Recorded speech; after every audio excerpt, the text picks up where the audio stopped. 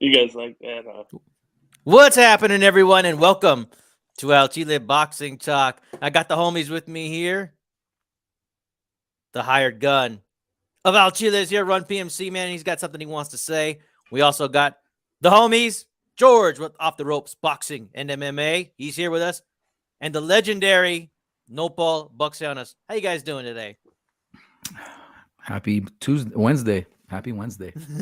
I think we're all waking up. That's what I think is happening. I'll tell you What's this, up, man. bro? I'll tell you what, I'm just glad that, the weekend's over with. You guys know my story, but I had a parlay going, and my first parlay was picking Mayer to win, right? She lost, so I doubled down on Shields because it was even money. I said, Shields, got to bail me out, and she did. And then I put the rest of my money on a parlay with the rest of the fellows for the weekend. So I came out ahead, and I'm very grateful, So Nice. I got away with that one. You know So what you I were mean? you were in the plus. You were good. Yes, Oh, yes, that's but good. I chased and I doubled down. Could have gone very badly for me. Thank God that it didn't. Want to give a shout out to KO Kenny, who's in the house, and knocked out by Kenny might be making a comeback. So y'all keep an eye out for that one. One of my favorite panelists. Thanks for being here, brother. But yeah, man, we got a loaded show because there's a couple things we want to talk about. Like we got to talk about the fix. Man, that's something I want to talk about. It's such a hot topic, and I love talking about that kind of shit. So we're gonna get into it. Also, we've noticed a commonality of father-son trainers where the son is considerably shorter, and this gets tied into possibly weight training. We want to find out, if there are some commonalities and what we think about that, and is weight bullying a thing? But first, we want to talk to Run PMC because, man, I was talking to him on the phone, and we were discussing the scoring of Mayer versus Bumgarner. As y'all know, Bumgarner got the decision, but there's a lot of people who've come out and said that Mayer needs a rematch. Some people have come out and said that they thought Mayer won the fight. And so we want to kick it to Run. Run, dude, tell us your overall thoughts because I don't really know how to frame it because I know you want to say something. Tell us what you have to say. Thanks for having me again. 2 weeks in a row. It's a little trend now. Bro, thank you. No, thank you, bro. Yeah. So first, I want to say that I was really pleased with that card as a whole. I think even though it didn't build up the co-main didn't build up to the bad blood that was brought up. It seems like when you have two high-level fighters, they fought accordingly to how we've seen high-level fighters fight in the past. So I'd like to give props to both those girls. But moving on from that, I think I'll just say it up front. I think Baumgartner clearly won the fight. I had the fight scored 7-3, maybe 6-4, depending if I were to give a swing the other way.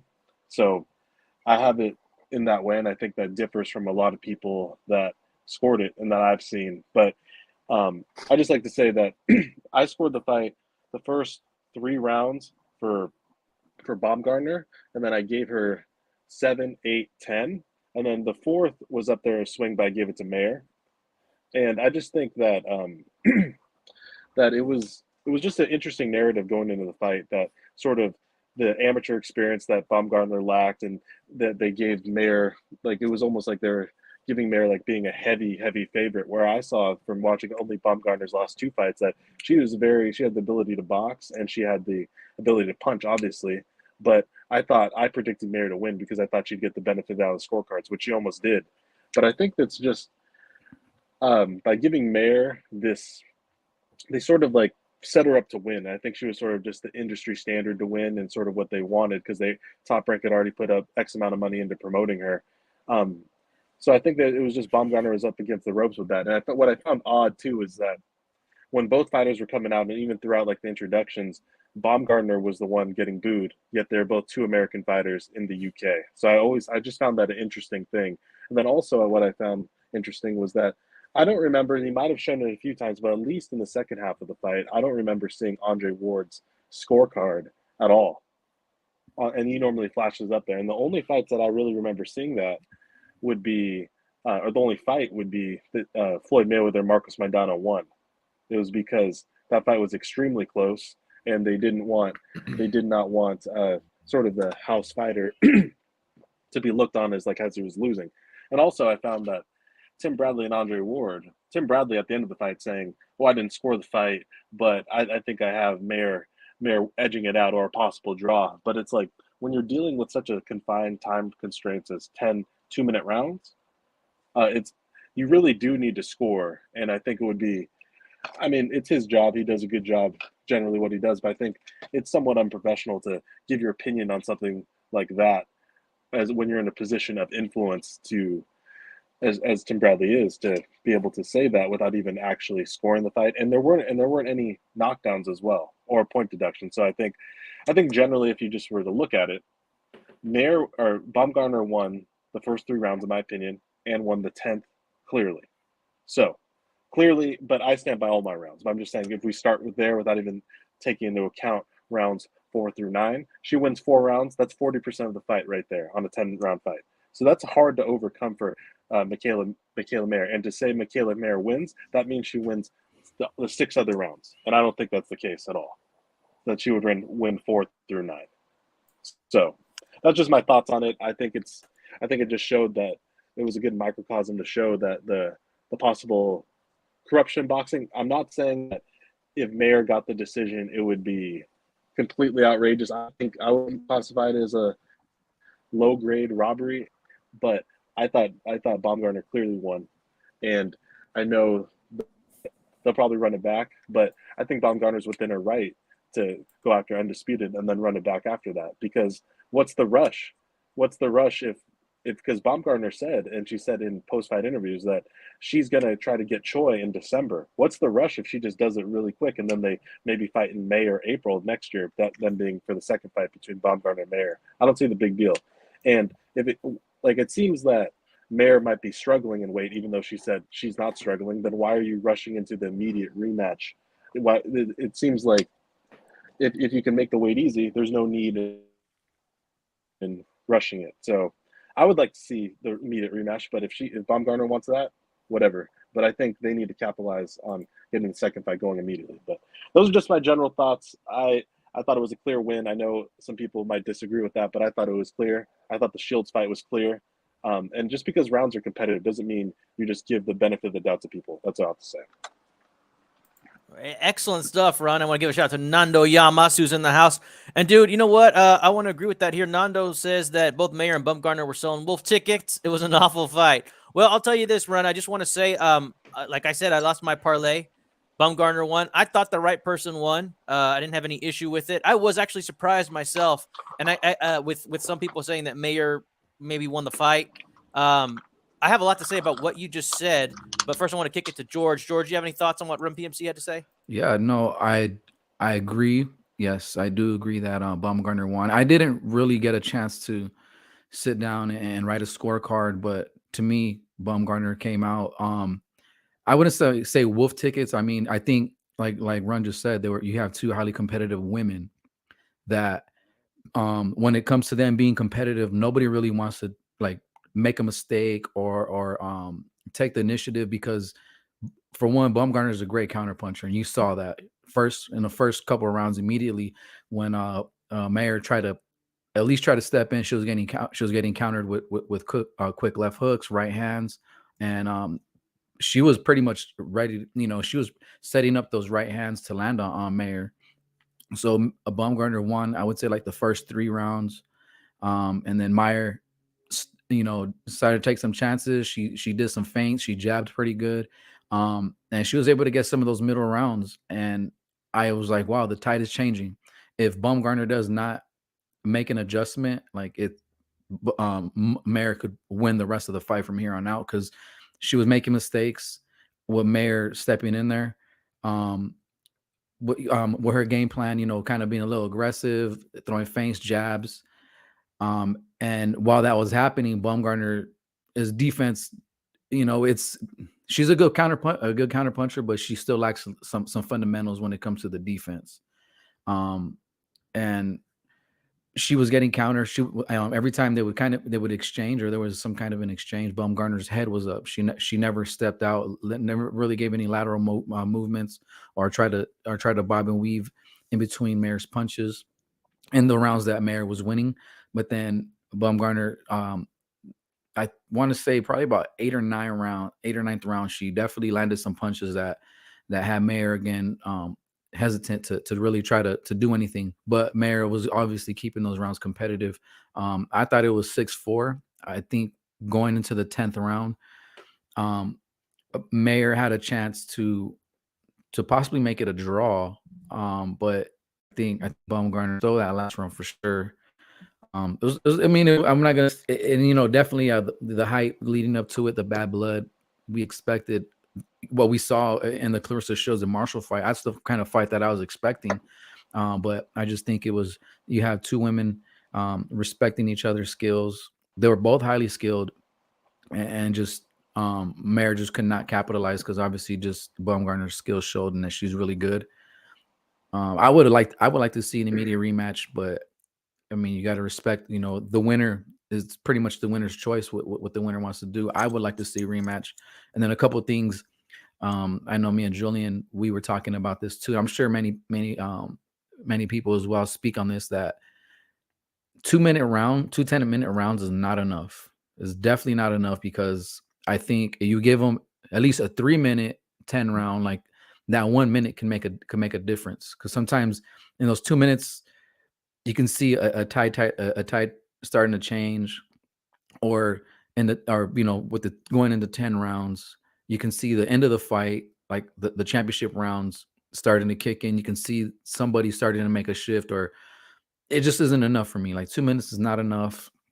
I think they need to go with like 3 minutes, or give us 12 rounds, 2 minutes. I don't know, but I just don't think 2-minute 10 rounds is enough. And I think that would be more competitive. I think it'd be more competitive. I'm not saying that Meyer could have made a difference, but there was moments at some of the end of the round where both fighters were starting to change the tide, and then 2 minutes comes and that's it. It's just too short for me. Overall, I was pretty happy with the fight. It was pretty competitive, but it didn't live up to the hype. It really did not, for the shit talking that was going on between both of these women. We expected no defense in it, with the shit talking that was going on, but Baumgartner won. I got to give it to her. I think she did a great job. Damn, cat fight. We were expecting no defense, maybe some hair pulling. Hey. You know what I mean? You know what? I want to give a shout out to Eliezer Feliciano. Thank you so much for joining us. It's nice to see you. And Kenny agrees with Run, that the fight was boring and they should not try to reschedule right away. The fight was terrible. Or actually, I think Nando said that. And they need to give people enough time to forget how terrible it was. And I think we're all in agreement. You know what? We need more time, whether it be an extra minute or extra rounds. Something needs to be done. But you guys both touched on some things that I want to discuss. Like, one, going back to what Run had to say. Run, I totally agree with you. I thought there was a couple things that I thought was quite interesting when I watched that fight.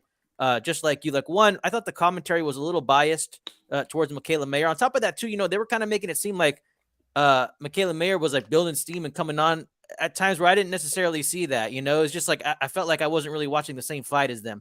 On top of that, too, I do agree that I think there was some kind of like, I don't know if you want to call it like a pedigree bias, but I think that people in the industry, or the old heads, or people in the amateur circuits, they wanted to believe that all because of the pedigree of Michaela Mayer, that she was going to win. And on top of that, I want to talk about the whole booing of Bumgarner. Like, I'm not sure what that was about. You're right, Run. They're both Americans. The only thing I could say is like maybe it could be racial, right? Could be. The other thing is that like Mayer was a little bit more of like a lady. I felt like Bumgarner, she was a bit like more mouthy, had more attitude. You know what I'm saying? At least from the clips that I saw. Like, I didn't watch the whole damn thing, but I saw clips where, she's sitting there cussing in interviews, and Michaela Mayer's like, stop cussing. We can't use this. She's like, why don't you tell me what to do? La, la, la, la, la, and although then again, now that I'm thinking about it, I think Michaela Mayer tried to kick Bumgarner at the weigh-in, you know what I mean? But who knows? The die might have been cast, about how people felt about these two particular fighters. Yeah, I was a little surprised too by just how people felt about that fight. I watched it because I was working. I was like, okay, well, let me see these two chicks fight, and it was decent. I felt like Michaela Mayer took too long to get going. I thought she did some really good work when she sat on her punches and tagged the body, but she was getting countered a lot, bro. And I felt like the commentary was not talking about it.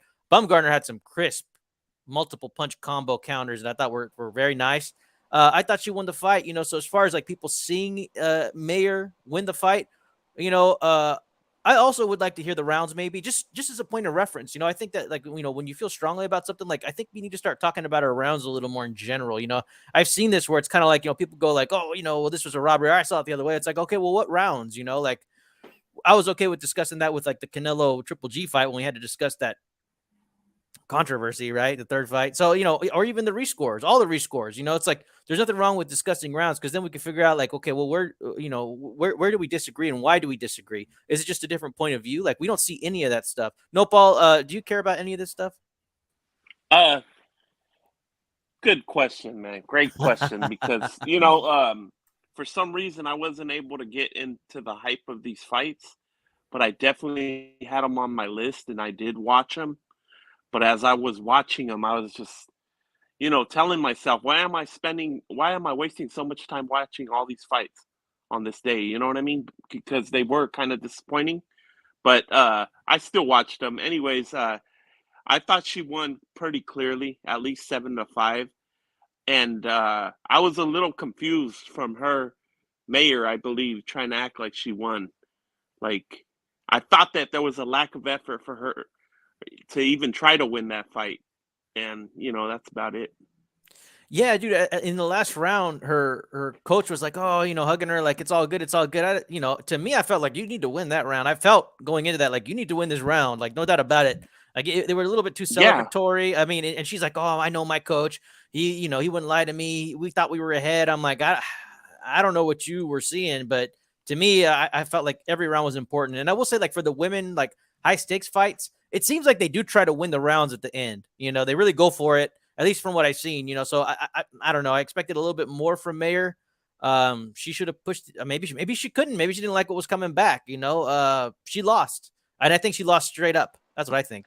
Yeah, it was definitely the counterpunching. It was definitely the counterpunching that had her thinking twice, especially early. Yeah, she definitely took too long to get going. She wants some good rounds in the middle where she decided to take some chances.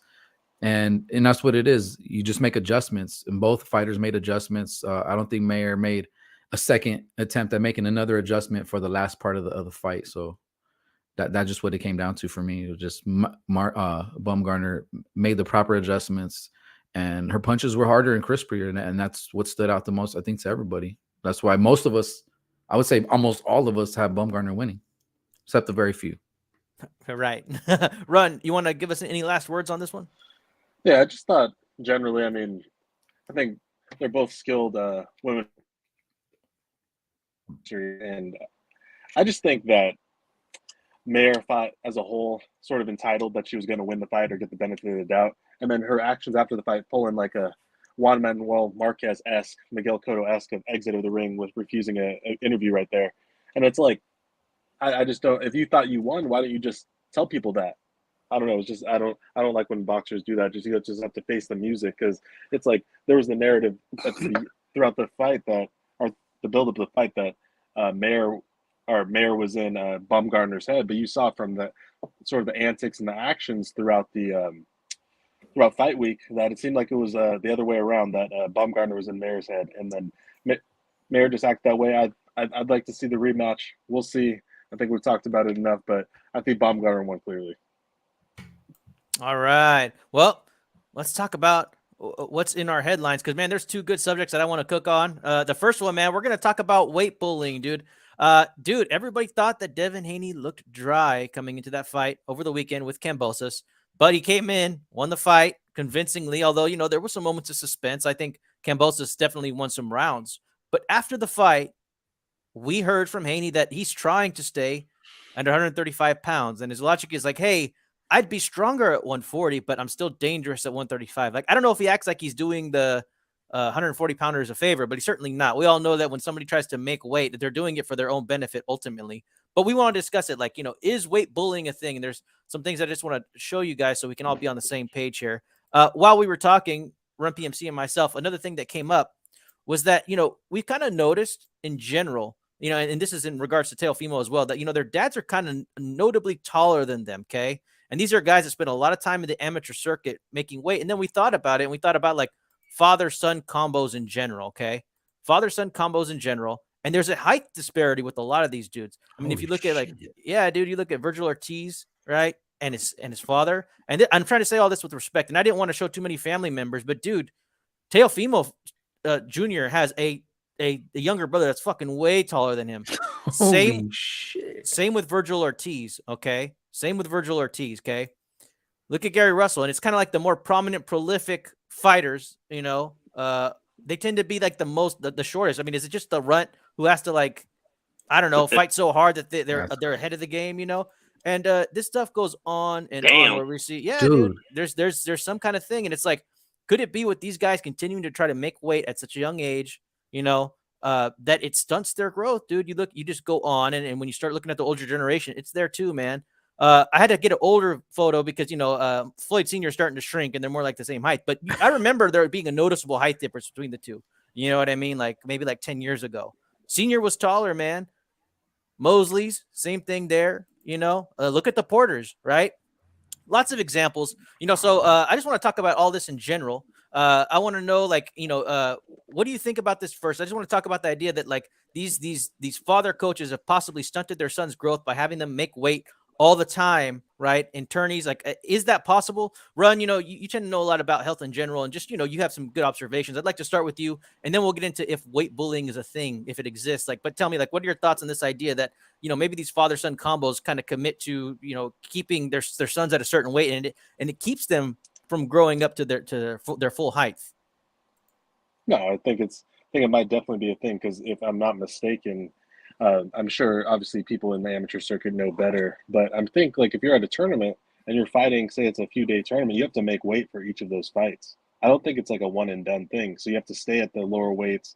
And as you know, like if you're in a situation where, especially a lot of amateur boxers, whether they come from a privileged situation or not, they're not going to be spending thousands of dollars on a nutritionist, someone to get them dialed in for a weight cut. They're going to probably just stop eating or do something unsafe. And then you can see that with the amateur in the pros, high up in the pros with Virgil Ortiz getting rhabdo before his fight. And I think it's definitely a thing because like it's been proven, it is a thing that if you have malnutrition or if you have like some sort of serious illness when you're young, that your growth will most likely be stunting, or at least has a chance to. I have a family member that suffered a severe illness when he was young, and then he is significantly shorter than his parents by like 4 or 5 inches.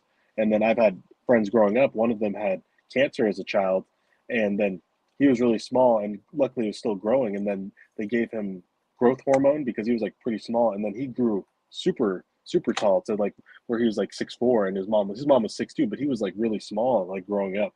So it's an interesting thing, and I definitely think it could happen because some of these guys have prolonged amateur careers, and it's like they don't know that much about nutrition or about how to take care of themselves, that they might be definitely malnourished in ways for a prolonged period of time. And it's like I feel like it's sort of something that might be championed also in boxing, is that boxers, you rarely see, you sometimes hear like, oh, this guy's in shape if he comes in like 1 to 2 pounds under the weight limit that he is shooting for. He overshoots his weight cut. I don't necessarily think that's impressive. I think that's just a miscalculation on their team's part, because you don't get any like handicap like you're up 2 rounds if you come in 2 pounds under. It's just a thing. And yeah, Nando's comment too. Yeah, like my dad came from a similar situation, and like he's 5'4", and I'm close to 5'10". So it's definitely a thing.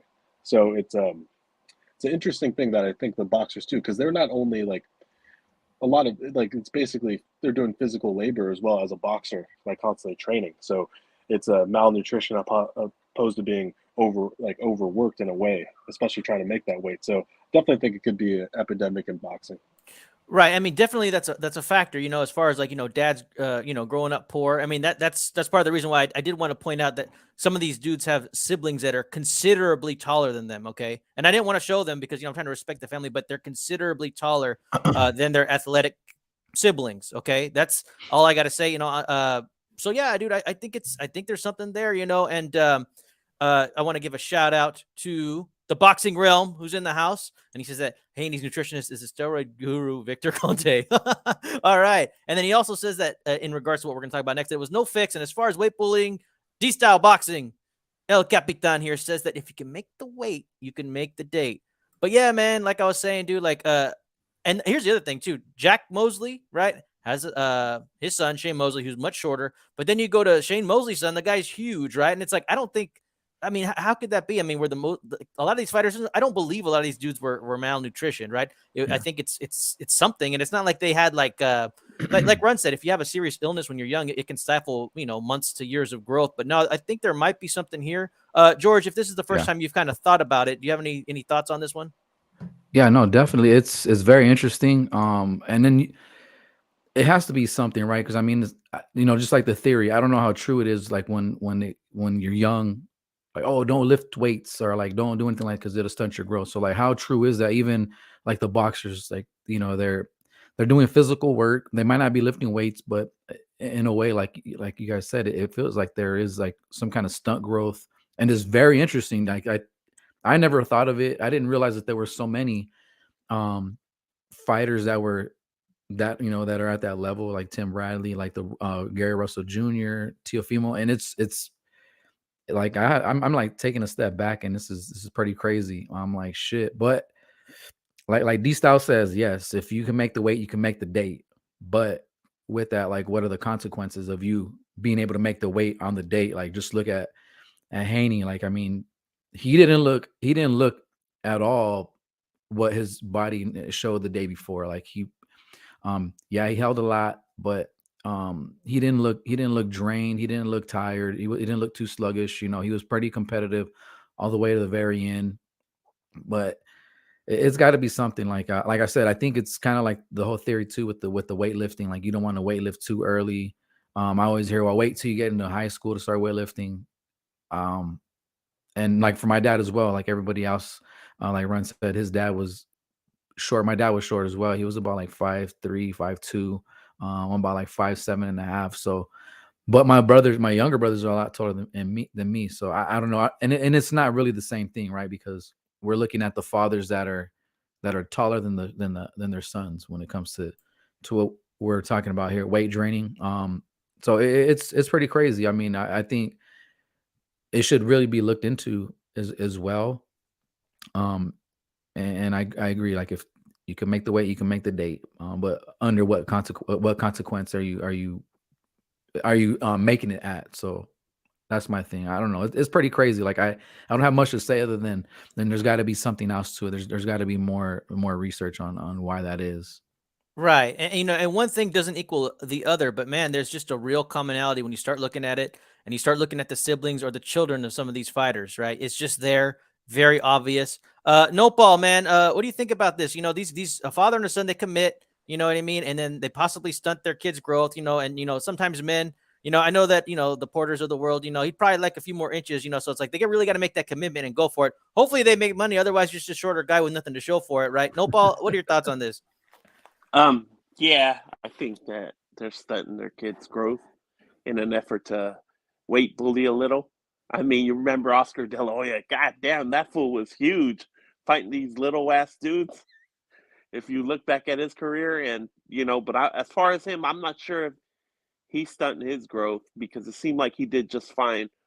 But the other examples that you showed, man, I mean, they say that you're supposed to, I mean, from most of the people I know, they're always taller than their dads, just by a little.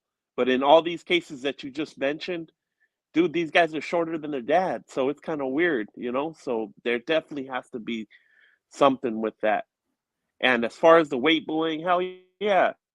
A lot of these fighters, they take advantage of, they can come in pretty fucked up to the weigh-in. They look, I mean, just an example, Haney looked terrible, bro, at the weigh-in, but afterwards he was able to rehydrate and he looked a little better.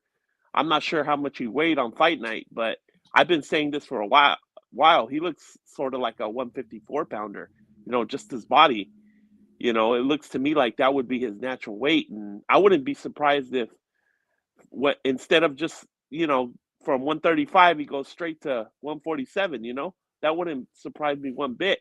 But he's just benefiting from the fact that he's young right now, and he can go ahead and do that. And who knows, he might just go to 140 and try to be undisputed there, and just keep benefiting from the fact that he can make that weight. Thank you, Nopal. And the boxing realm here says that some make weight better than others. Some fail weight multiple times, and then some take PEDs to make weight, and you don't even know it. It's called HGH. Dude, yeah. Okay, so we're gonna talk about it specifically. D-Style Boxing here says if you can make the weight, you can make the date. Okay, fair enough, right? If you make it, you can make it. But is it a thing? Is weight bullying a thing? Do we think it exists? Is it fair? What do you think, George? I see you over there. Yeah, no, I'm sorry. Go ahead. No, it's all right. No, I want to. You seem to have an opinion, so I'd like to hear. No, bro, go ahead, man. You start us off, brother. No, I'm agreeing. No, you're right. It's very common. Like especially when you see guys between the 140, so 147 and 154. You see it a lot. I feel like in that weight division, or even as far as like 135, you see a lot of it. Like you have guys like Fundora, 6'6". I mean, he might just be a freak of nature. 6'6", 154. Paul Williams, he definitely was over 6'2", or he was at least 6'2", fighting at the 147 division.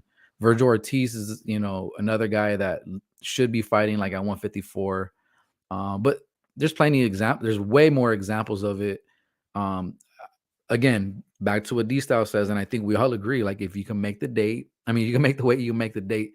But if you're young, just like Haney, like I think you can make it to a certain point. I think once you hit 25 plus and you're still trying to weight bully, it gets more difficult because obviously your body's starting to mature more.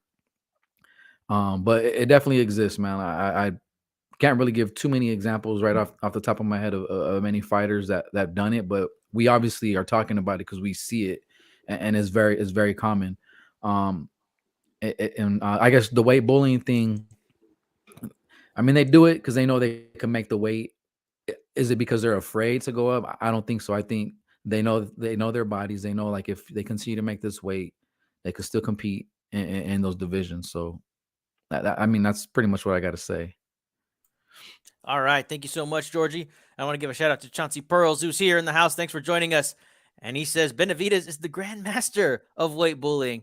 Well, yeah, a lot of people accuse Benavidez of being a weight bully, right? And there's two schools of thought. Like, either you can make the weight, it's all good, or you're a weight bully, and, possibly you should move up. But Nopal, we kind of discussed, in the past about all-time great fighters who start at very low divisions. They're just kind of passing through, and then they kind of get to the more comfortable weight. But it seems like the Haneys and the Shakurs and the Teofimos, they'll try to make that weight as long as they possibly can, and then they'll move up. Okay, so it's like, what do you think about this kind of new thing that we're seeing? It's not really historical based on the all-time greats that we've seen who just kind of breeze through the divisions. What are your thoughts on these dudes trying to like make that weight as long as they possibly can before moving up? Well, there's a lot of reasons for that. Maybe they're just waiting for another fighter to move up so they can, once the coast is clear, now they can move up and, work on their skill a little more till they can finally fight that guy that, for example, like Lomachenko, I think he's kept a lot of people out from that division. Just the fact that somebody doesn't want to move in there and have to fight him. You know what I mean? They don't want to be pressured to fight a guy like that, and yeah, just like George said, these divisions, 135 is like the mini cruiserweight division. These guys are just cruising by that division on their way to 147, 154. And, if they could still make the weight, I mean, here's the thing. What D-Style is saying is true, but that doesn't mean that weight bullying doesn't exist, bro. Both of them things can still be true, Of course, yeah, technically, if you can make the weight, you can make the weight. I mean, that's like bear shitting in the woods, of course. You can still make the fight because of the, of the rules or whatever, but that doesn't mean that weight bullying doesn't exist. We know it exists and people get away with it. I guess it's okay, That's why, IBF has that 10-pound rehydration rule because that kind of like limits people, from being able to really weight bully big time, that would limit a guy from trying to blow up to like, blow up like 30 pounds or something like that. All right. And Run, dude, give us your thoughts, man. What are your overall thoughts on weight bullying? Do you think it's fair? What do you think? I think it's fair because it's within the rules. Everyone is entitled to the same rules. If they were having separate weigh-ins, like say like the bigger fighter was having like a weigh-in like 2 days before, and then the other fighter was having the weigh-in like the day of. I don't think that's fair, but within the current structure of how they conduct the weigh-ins, I think it's fair. Do I think it's probably good to prolong your career? Absolutely not. I don't think cutting down that much that many times, because it's like you might see like guys that are like in like whether like bodybuilders or like other or like say like a power lifter or a weightlifter that might cut weight to make a class or do something like that, but they don't have to go outside. They can rehydrate with other things, and plus they're not drug tested, so it's like they're able to recomp differently than some boxers are. Because I'm not saying boxing is drug free. I'm just saying if you're tested, it's harder than if you're not tested. So, but I think that if anything, if you want to get this under control, you would just have to get back to a same day weigh-in, like even if it's like 12 hours before, because that would definitely help if you got to that. But I don't think they'll ever do that, because they're gonna have to. They're like sometimes they sell weigh-in tickets for big fights. Sometimes they just like building the hype. They show it on ESPN, or it's all over social media now. With they weighed in at this, but like we talked about, I think we talked about a few times on the show, is like a lot of them are going to the UFC model where they're having a morning weigh-in just like in front of the commissioners and in front of select media in like the hotel ballroom, and then they'll go to the weigh-in venue and have a ceremonial weigh-in. And you could see that happens on DAZN, happens on select cards and PBC. And you could see that because for the zone, David Diamante is the one reading the weights, and there's no official up there at a lot of their weigh-ins now. There's no one looking at the scale. They're looking down, like pretending to look at the scale, but they're just reading off numbers. There's no one even there to certify the weight. So that's definitely a thing. But if you can make the weight, you can make the weight. Like that's all's fair. So it's like if you feel like you're undersized, go down a weight class if you want that advantage. But I think this era will definitely be known, or it should, in my opinion, it's known to me as a weight bully era, because it's like I remember the first time that I thought about like someone being a big weight bully was when I was watching. This is a while ago, but when I was watching Victor Ortiz versus Floyd Mayweather in their fight. I'm like, oh my gosh, Victor Ortiz looks huge. And then they didn't do unofficial weights, but then Larry Merchant was like popping off saying, oh, Victor Ortiz is unofficially, I've heard, like close to 170 pounds. I'm like, that's insane if that was actually true. 170 pounds for 147 the day before? That's pretty crazy. But then again, Floyd Mayweather and Manny Pacquiao, they both claim that they're fighting at weights above them. They walk around at that weight, yet they're chugging Gatorade and Pedialyte right after to get up the scale. So Right. I don't always believe that too. Right, some kind of public image. Dude, okay, it wasn't really like in my awareness, like I didn't care that much, but I remember Chavez Jr., he used to rehydrate pretty good too, and people thought, damn, this guy's fucking putting on some pounds after that weigh-in. I want to give a shout out to the Shoe Shine who's in the house, and he says that his first experience with weight bullying was in big tournaments in high school wrestling. Guys, obviously, 2 weight classes above would drop and manhandle the smaller wrestlers. And now here it says that the old Soviet bloc, they stay in the amateurs well into their 20s, beating up on teenagers. And I want to give a shout out to our brother, Sean Gringo Hicks, who's in the house. And he says, what's up, brothers? Hopes all is well. Just wanted to stop by and show some love. Have a great show. I think weight bullying is fair because it's in the rules. It's the same day, but the same day weigh-in resolves all of that. Man, that's a great point. So let's get back to Haney real quick before we move on. Haney says he wants to fight the very best in the world. Whoever's next, bring him on at 135 pounds. So, hey, man, we had a chance to look at him again versus Kambosos, who, if you think he brought something different to the table, that's good. If you think you learned more about Haney, that's even better. Let's talk about where we think Haney is at 135. Right now, we know he's the undisputed champion, but there's 2 people knocking on the door. I guess we all really care about the 2 fights, him versus Loma and him versus Shakur Stevenson, who is moving into the division. 2 mouthwatering fights. George, what do you think about Haney's chances versus both those guys? I think they both. Oh shoot! Oh, sorry. I think either one of those fights is a great fight. That's the fight to make at 135. Again, if he can make the weight and he's not killing himself and he's not harming his health in any kind of way, I'd say, hey, you know what? Let's get those fights. Because I mean, I know all of us prediction, watching the weigh-in. We're like, me and Julian were like, this is going to be his last time at 135. Julian feels that Haney was going to use that as an excuse. I told him, I was like, I disagree. I mean, come on, like look at the run he's on right now. He's been calling these guys out. He's fighting under top rank umbrella. So it's almost like he's going to serve us that fight up to fight Lomachenko. So it's a great fight to make. I like his chances. He is big for 135, so I could definitely see his weight, his size, giving Loma a little bit of problems. But Loma, great footwork. He's good with the angles. He does really good on the inside.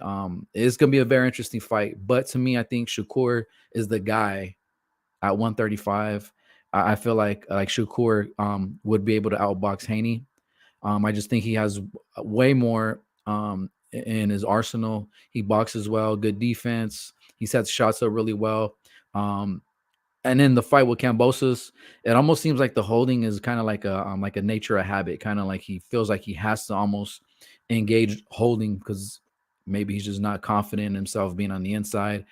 Maybe he felt something from Kambosos, but I don't think Shakur would be able to allow that. Being both those guys are actually pretty big for the divisions. Loma being a little bit more undersized, I feel like Haney could give Loma more problems than Shakur, than him giving Shakur problem. Than Haney giving Shakur problems. But to me, I think Shakur would be the guy that would beat both of these guys in the future if Haney still could stick around for another couple more fights. I think Haney maybe has 2 more fights left at 135.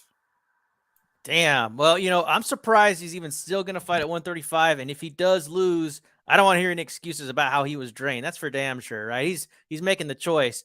Great stuff, George. Now we know how he feels about it. Run PMC, man. What do you think about these potential mouthwatering fights? Who do you favor? I mean, Haney's the man on paper at 135. There's no doubt because he's now the undisputed, the real undisputed. No, because he has both WBC titles. But I don't know. I think Shakur. I agree that Shakur is the future of those weight classes right there, all the way through 140, possibly 147. I don't know. That's a big jump. But I think if he, depending who's there and depending how he adjusts his style, or if he just keeps filling out, because if you look at him now compared to like 6 years ago, he's obviously that's a long time. But if you look, he's much bigger than he was even 2 years ago. So depending how he fills out, he might go all the way up to 147. But I think I would favor Shakur versus Haney, definitely. And it's like if you watch their sparring that was published probably like it was a while ago. It was probably before Shakur went to the Olympics.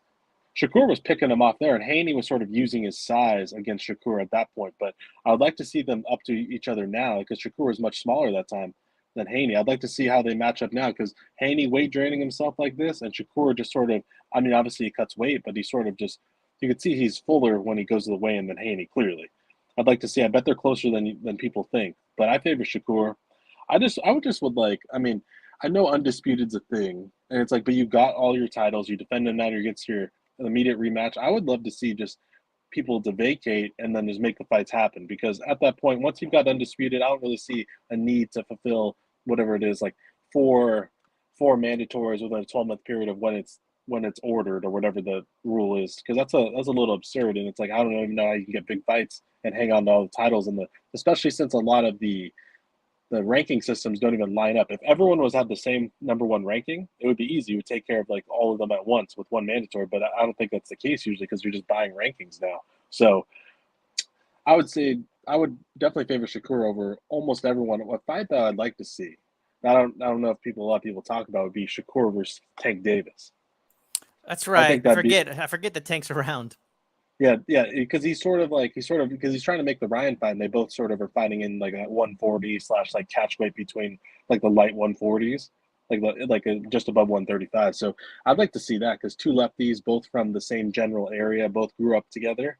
I'd like to see that one. And it's like you have like the master of boxing in Shakur against like sort of like a power puncher, but still can box at points with Tank Davis. That is pretty good power for that weight class. So I'd like to see them because I'd like to see if they could made it.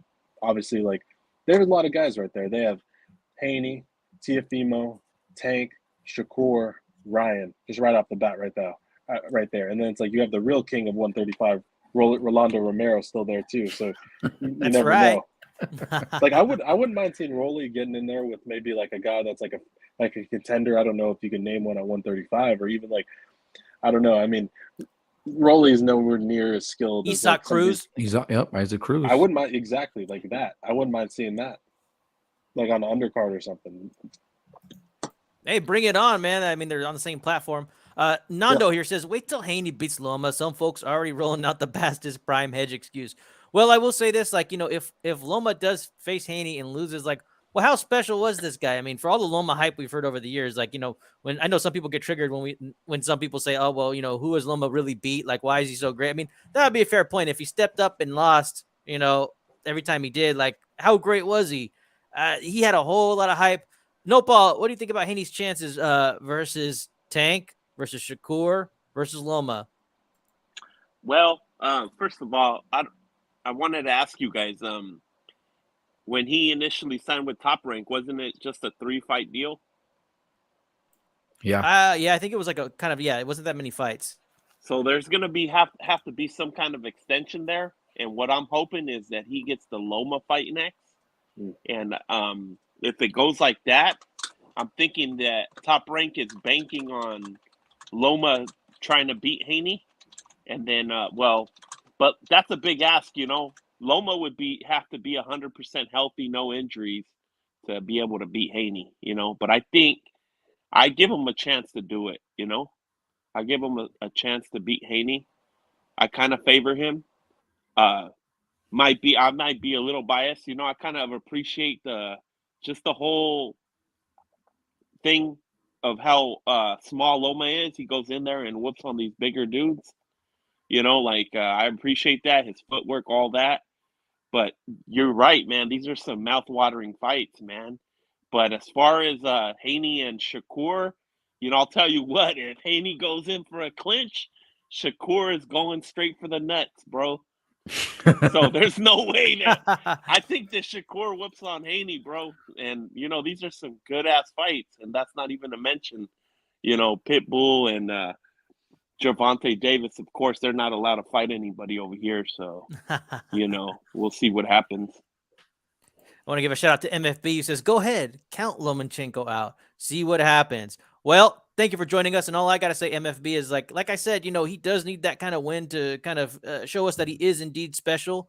But I do have Loma beating Haney. I think that it would be a good fight. Like, I wouldn't be certain about it, and I certainly wouldn't put any money on it. Okay, but if you had to ask me, like, if gun to my head, who's going to win? Like, I think I would favor Loma if he's coming in his top form with no excuses. Like, I see him just potentially like outworking Haney. Also, I think he's got more power than Haney.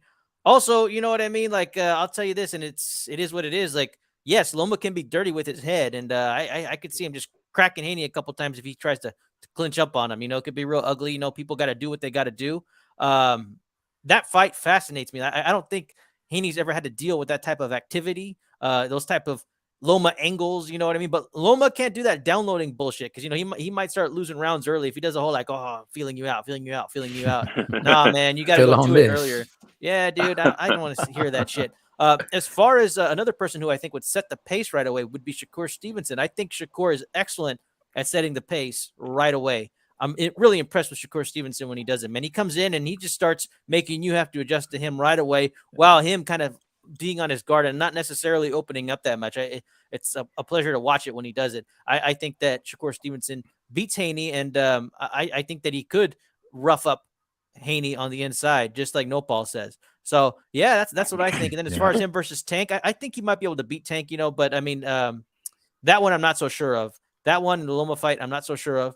But with the Shakur, I would feel very good about it. If Shakur, I don't even think he would be listed as an underdog. If anything, I think it'd be dead even, or Shakur would be maybe a surprising favorite. I always like to see what the odds makers say because they are an impartial view on what they think is going to happen. And I think it keeps the YTBC honest sometimes. Yeah. I didn't mention, I mean, if Tank had permission, he got his permission signed, his permission slip signed to come over to fight these guys, I think he could make it interesting as well. Like, we've seen him getting outboxed. And he has like that equalizing power. And then, like I always think when I see guys like that, we really don't see like their full potential. Like, I mean, and it's, once in a while, like they'll flash, like some skill. You'll see like some good footwork. You'll see some shots set up. You'll see some pretty decent defense. So we really never had a chance to. I still feel like I don't think we've really seen like Tank's full capabilities. So I think he would be another interesting fight in there with Haney. And he's a great inside fighter. And same thing, like if him and Haney were to mix it up, I don't think Haney would have any success on the inside trying to hold Tank, because Tank, he can move. He's good with short shots. He's gonna hit you in the balls too, just like Shakur. So I mean, those are great fights, man. I hope Leonard Allerby gets fired and whatever the hell, and they're just like, yeah, you know what, you're right. We don't have anybody else over here at TMT. Let's make some money, because I mean that's all they have is Tank and Rolly. Can't forget Rolly. The GOAT, huh? Rolly the GOAT. Yo, Chivo, huh? Hey, I saw him on Twitter. He did say that he's got a fight announcement coming soon. So who? Rolly. Really? Yeah, I seen it yesterday night. He was just, he was driving in his car. He's like, "Oh, I got a big announcement coming up. You guys are gonna be excited who I'm gonna fight. I hope it's not a fucking rematch." Man. Dude, he's huge for lightweight too. Yeah, he is. He is. Yeah, he looks pretty big, bro. He's got his back and his shoulders are real. He's like real wide for that division. It's pretty crazy. But yeah, he looks look healthy like when he weighs in. Yeah, he doesn't look like he's having trouble making weight, but he's just huge as fuck, huh? Yeah. Yeah. Well, dude, let's talk about the big topic that, it's a topic that has caused a sensation in the YTBC. I haven't seen anything like this in a long time, especially because not that many people were talking about it. Some notable names. I want to thank Joe Habib for bringing this to everybody's attention. He came out early saying that the fight was fixed. And wow, I can't tell you how many notable channels have come out to say something. Also, some smaller channels, humble channels like ourselves, man. Like, I want to get in on this. Y'all know that I love talking about conspiracies in boxing. And honestly, for as corrupt as boxing is, I don't think we talk about it enough. So I want to talk about if the Wilder fight was fixed. I just want to give some a little bit of information. Some people are coming out saying that, we shouldn't be talking about this, gives the sport of boxing a bad name. I'm hearing all kinds of things, and I want to discuss that later. But, we can always discuss if something's fishy in boxing. Boxing is corrupt by nature. Okay. Now, a lot of people have been referencing Ali versus Liston 2, the Phantom Punch. Okay. Now, there's an awesome video on YouTube where you have Jack Dempsey touching base on it and what he thought, as well as Rocky Marciano, and they were just giving their opinion. There was no virtue signaling. There was no, like, how dare you? These were qualified dudes speaking on it. If you want, you can go listen on what they had to say. I thought it was fascinating. But they both said that, hey, we thought that something could happen. I mean, this is very suspicious. Some of them didn't even think that the fight was going to happen. They thought there was something that could happen, right? So they said that they weren't surprised with what they saw. As to whether they think it was a fix or not, hey, man, go and listen to the legends. I'm going to leave you in a little bit of suspense, partly because I don't remember what they said. But Nando Llamas here goes, yes, it was a fix, right? And then also, yes, people are referencing Mike Tyson saying, hey, dude, the Tyson-Selden fight was a fix. People are also saying that the Malik Scott fight versus Wilder was a fix. Everybody's like talking about that one being a fix. But now we got to talk about Deontay Wilder versus Robert Helenius, two former sparring partners, two friends, got in the ring. There was only like 3 punches landed by Wilder, and he got a first-round KO. Was the fix in, George? What do you think about this? Oh, here's the other thing I want to say real quick. I'm open-minded, man. I broke the story on Garcia versus Martin being rigged. I laid out what I thought was a pretty decent case. Didn't really gain much traction, as you can see by my view count, right? But then again, nobody really cared about Mikey Garcia and his fanboys. They were running away. You couldn't find one if your life depended on it. They left after this fight. So nobody was like, oh, how dare you, Mikey this, Mikey that. He cares about the sport. You didn't hear any of that. They just left away because Mikey couldn't beat a blown-up junior welterweight in a 10-rounder in California. Go figure that one out. If you want to watch that video, I make a very good case, in my opinion, as to why I think that fight could have been fixed. But no, man, let's talk about it, because I like talking about this kind of stuff. George, what do you think? Was this fight fixed? I mean, I got to watch it at work. I didn't get like the best streaming quality. But from what I saw, I was like, God damn, like that was a really short right hand. There was really nothing behind it. I mean, we all expect when Wilder lands on you, like, that's it, lights out. And that's exactly what happened. Helenius went lights out. And I didn't really catch wind of it till, again, Julian texted me like, dude, you got to check the shit out on Twitter, on YouTube. Everybody's saying that it was a fixed punch. It wasn't even a shot to the temple. It wasn't a shot to the chin. And I watched some of it, and we love the sport of boxing, man. Like, we try to give boxing the benefit of the doubt, especially with all the shit that already comes with, fucking the steroids, and not getting the fights we want. you know, the amateur, the Olympics, the Olympics even saw that the boxing, the amateur boxing was rigged, that they took it off, so we don't get to see amateur boxing anymore in the Olympics. So go figure. Was it possible? I would say yes, it's very possible. I mean, and it's not like PBC doesn't have a good stable there. Like there's a good stable of fighters. And is Wilder. Wilder has, I want to say, like a great backing. Like me and Julian, again, I mean, just like you guys, we have our buddies, we talk boxing, and this is one of those topics that we discussed was, you know, he was just saying, why isn't Benavidez getting this guy? Wilder has the fans, and I believe it. Yeah, like if you go, I mean, we know some channels already that are that love Wilder, like they back him up. He's their king, whatever he is. But I think it's the same thing, yeah, right? He's the king, he's the heavyweight here at PBC. They're trying to make this fight. I really don't think, even with, if this was a possible fix that he needed a fix, I mean, maybe they just wanted to get this shit out of the way, hurry up and get, you know, let's get this fight out of the way. Let's let him get little as damage as possible. You know, there, as soon as this fight was already done, there was already talks with Ruiz and Wilder. Like pretty much, this is the go for. This is the fight that's going to happen for them. But as far as fix, man, it don't surprise me one bit. It looked pretty fishy. I mean, the only confirmation we need is maybe a text message or an email between, you know, Heyman, Hellenius, and Wilder. Like, okay, hey, you know what? I'm gonna signal. I'm gonna give you 2 weeks with the left eye to, or you know, whatever, knock me the fuck out, but don't hurt me. I don't know, man. Like it doesn't surprise me one bit that if this shit was true. Damn. Well, very good, George. I like it, man. All I can say is I think you're like the fourth person I've heard come out, and although other people are convinced it's fixed, but you're a little more open-minded, saying I think it's a possibility. Yeah, great stuff, George. We're gonna circle back around because I got some stuff to say to you. You know what I mean? Oh shit. Not that I agree or disagree, but you know, sometimes we don't talk about how we feel about things. So I was surprised. I thought this was going to be a clean sweep because people are out there shaming folks who think that this fight was a fix. Active shaming, right? Run, what do you think, man? Was this fight fixed? And what are your thoughts on some of the arguments that you've heard? I think it's I'll say this, is that everything I think lines up for it being fixed in a way that this is Wilder's comeback fight. They want to get him back on the map. The Usyk won. He needs to get back on the map of the heavyweight division.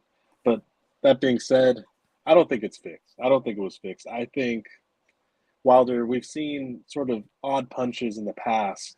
There are two that come to mind that I think when I think of Wilder, not landing the cleanest, but hurting his guys and eventually putting them out. The one being Sergey Lakovic. It was a really short shot, and then Lakovic was like, looks like he was having like a seizure on the ring apron. And then also against Audley Harrison, that punch wasn't really that. Granted, he got more extension on it. It wasn't really as clean as you've seen him land punches before. But I think the power is just real with Deontay Wilder, and it's still there. So I think he just has that destructive power. But I think if you were to line it up like on paper, then this lines up like perfect candidate to be fixed. You have this, because they were trying, a lot of people, I don't know, a lot of people, they're saying now, they were trying to set up Kaunaki as like the Wilder destroyer, this guy's chin, the amount of volume, and that he would come forward, he'd eat through Wilder. And then this guy, Hellenius, mows through him twice, and it's like, this is the guy that was going to beat, like, sort of like the guy that beat the guy that was going to beat Wilder type of thing. They didn't sell it like that, but I remember people on YouTube saying, "Oh, Kaunaki, just the volume he has can't be solved by Wilder." And then Wilder comes out and knocks him out. But like I said, I don't think it was fixed. Oh, great stuff, man. But you're right. Everything does line up. JC here says, you've been sparring this dude for like 10 years, but yet I'm coming in hot on the front foot, face first. Yeah. No, Hey, you guys see all the funny memes? Like, I know they were joking, but like, oh, Wilder finally beat Tyson Fury. I mean, it looks like Tyson Fury right there. Well, no, that was so this other guy, I think Montero, I don't want to misquote, but he came out and said that, yeah, this was to kind of make up for some people were implying that it went kind of racist, saying that, you know, they needed to have this type of imagery to kind of make up for the fact that Wilder's been knocked out. He's getting a lot of heat for it. Who said that? I think Michael Montero said that, if I recall correctly. Yeah, I don't necessarily agree with that, and yeah, I think that's looking too far into it with that. I agree. Sometimes people go a little too far with their theories, but I agree with Run PMC, man. The things line up. And here's the other thing. Here's one of I've heard some poor arguments, okay? And one of the poor arguments I hear is like, well, hey, it connected, didn't it? Okay, well, I agree with Run. Deontay Wilder, I've seen in the past. Sometimes it looks like he doesn't even have full extension and it just knocks the shit out of somebody, okay? I've seen it multiple times, right? So that in and of itself isn't suspicious in my opinion, but they're like, well, connected, did you see his head knocked back? And it's like, okay, well, say you were going to fix this, right? Everybody knows that everybody thinks the Malik Scott fight was fishy, fixed, right? Everybody thinks so, right? And they know that everybody thinks so. So if I was going to fix this fight and I was working with Wilder, I'd say, all right, homie, we got to make this one look good. Okay? I mean, you would. You would have to make it look good. No Both ball. of them, huh? Yeah, that's what I'm saying, man. Like, you got to tell Helenius, hey. Put some mustard on it, You got to show Helenius, like, hey, here's some footage of what happened the last time, bro. Please don't let this happen again. Yeah, like I'm gonna give you 60% of what I got. You know what I mean? 60% because I love you and we brothers. You know what I'm saying? They're like, hey, run straight into a punch, man, and we promise it ain't gonna be that hard, right? That's what I'm saying. When Wilder gets in his little thing where he's like, "Oh, I'll bless you guys. I took care of you." It's like he acts like he's like giving them the money himself. Like when he's like, "Oh, I brought you back, Fury." It's like all these things. But one last thing I have to say about this before, obviously, let's move to no fall on you. But for fights that consider fixed, the Malik Scott fight, if you were compared to this, complete fix. If you look at that, because that punch might not even have landed at all outside of on the gloves. And then they tried to say like, oh, it's when he gets that full extension when he turns it over right at the end. You can't see it because it's in the gloves. But then another fight that people said was fixed was certain channels within YouTube said was the Canelo versus Kovalev fight. They were saying at the end that was fixed, and I would if you were to say put those up to each other inside the finishes for that, I would say that fight looks more fixed than this fight, just because Kovalev. Obviously, you can't do the temple shots, and you don't know how they affect people. But he sort of was teed up for Canelo to finish him at the end. Was just sort of standing there. Granted, he was really hurt. But I would say if you were just to show those to like a common fan, you might think that one would look more fixed than this. Dude, I'm not saying it was fixed. I'm just saying, just making a comparison. Of course, dude. Like, okay, that's the other thing, and I said that on Twitter. I said, dude, people came out, dude. When back in the day, there was a previous iteration of the D-Style Aftermath show, and dude, there was like 3 guys there. Some were saying that it was suspicious. Some were saying that it was an outright fix, and there was a lot of symbolism and this and all this crap. It was 3-on-1. D-Style had to go like, whoa, let's slow down. Like I thought it was a bit ridiculous, but yeah, there are a lot of people out there who think that fight was fixed. I think that fight being fixed, that notion is ridiculous, right? Yes. But I didn't see that kind of outrage. But you have like the Wilder fans come out, but then you also have the people that are coming out and kind of going like, how dare anybody question this? Oh, but the Malik Scott one, yeah, that was a fix. But how dare you question this one? Because I don't know, Robert Helenius is like a good man or family. I'm hearing all kinds of shit. No, Paul. Sorry, man. If he's a family man, then he'd want the money even more. Yeah, that's what I'm saying. Okay. No, Paul, I want to go to you, but I just want to. I don't know. No. I love talking with you guys, and I just feel bad because I want to get to know Paul. But that's a great point. Like this whole idea of like, well, what's the incentive? It's like, sometimes, just because you're taking a fix, that doesn't make you a bad person, right? I mean, you could sit there and be jaded about something and totally change your opinion on something. Like, I used to love paying for pay-per-views, and I go to live fights and I sit there and I say, okay, well, I'm supporting the sport. Okay. I'm supporting the sport. I need to pay these dues, but then you start getting all these garbage pay-per-views.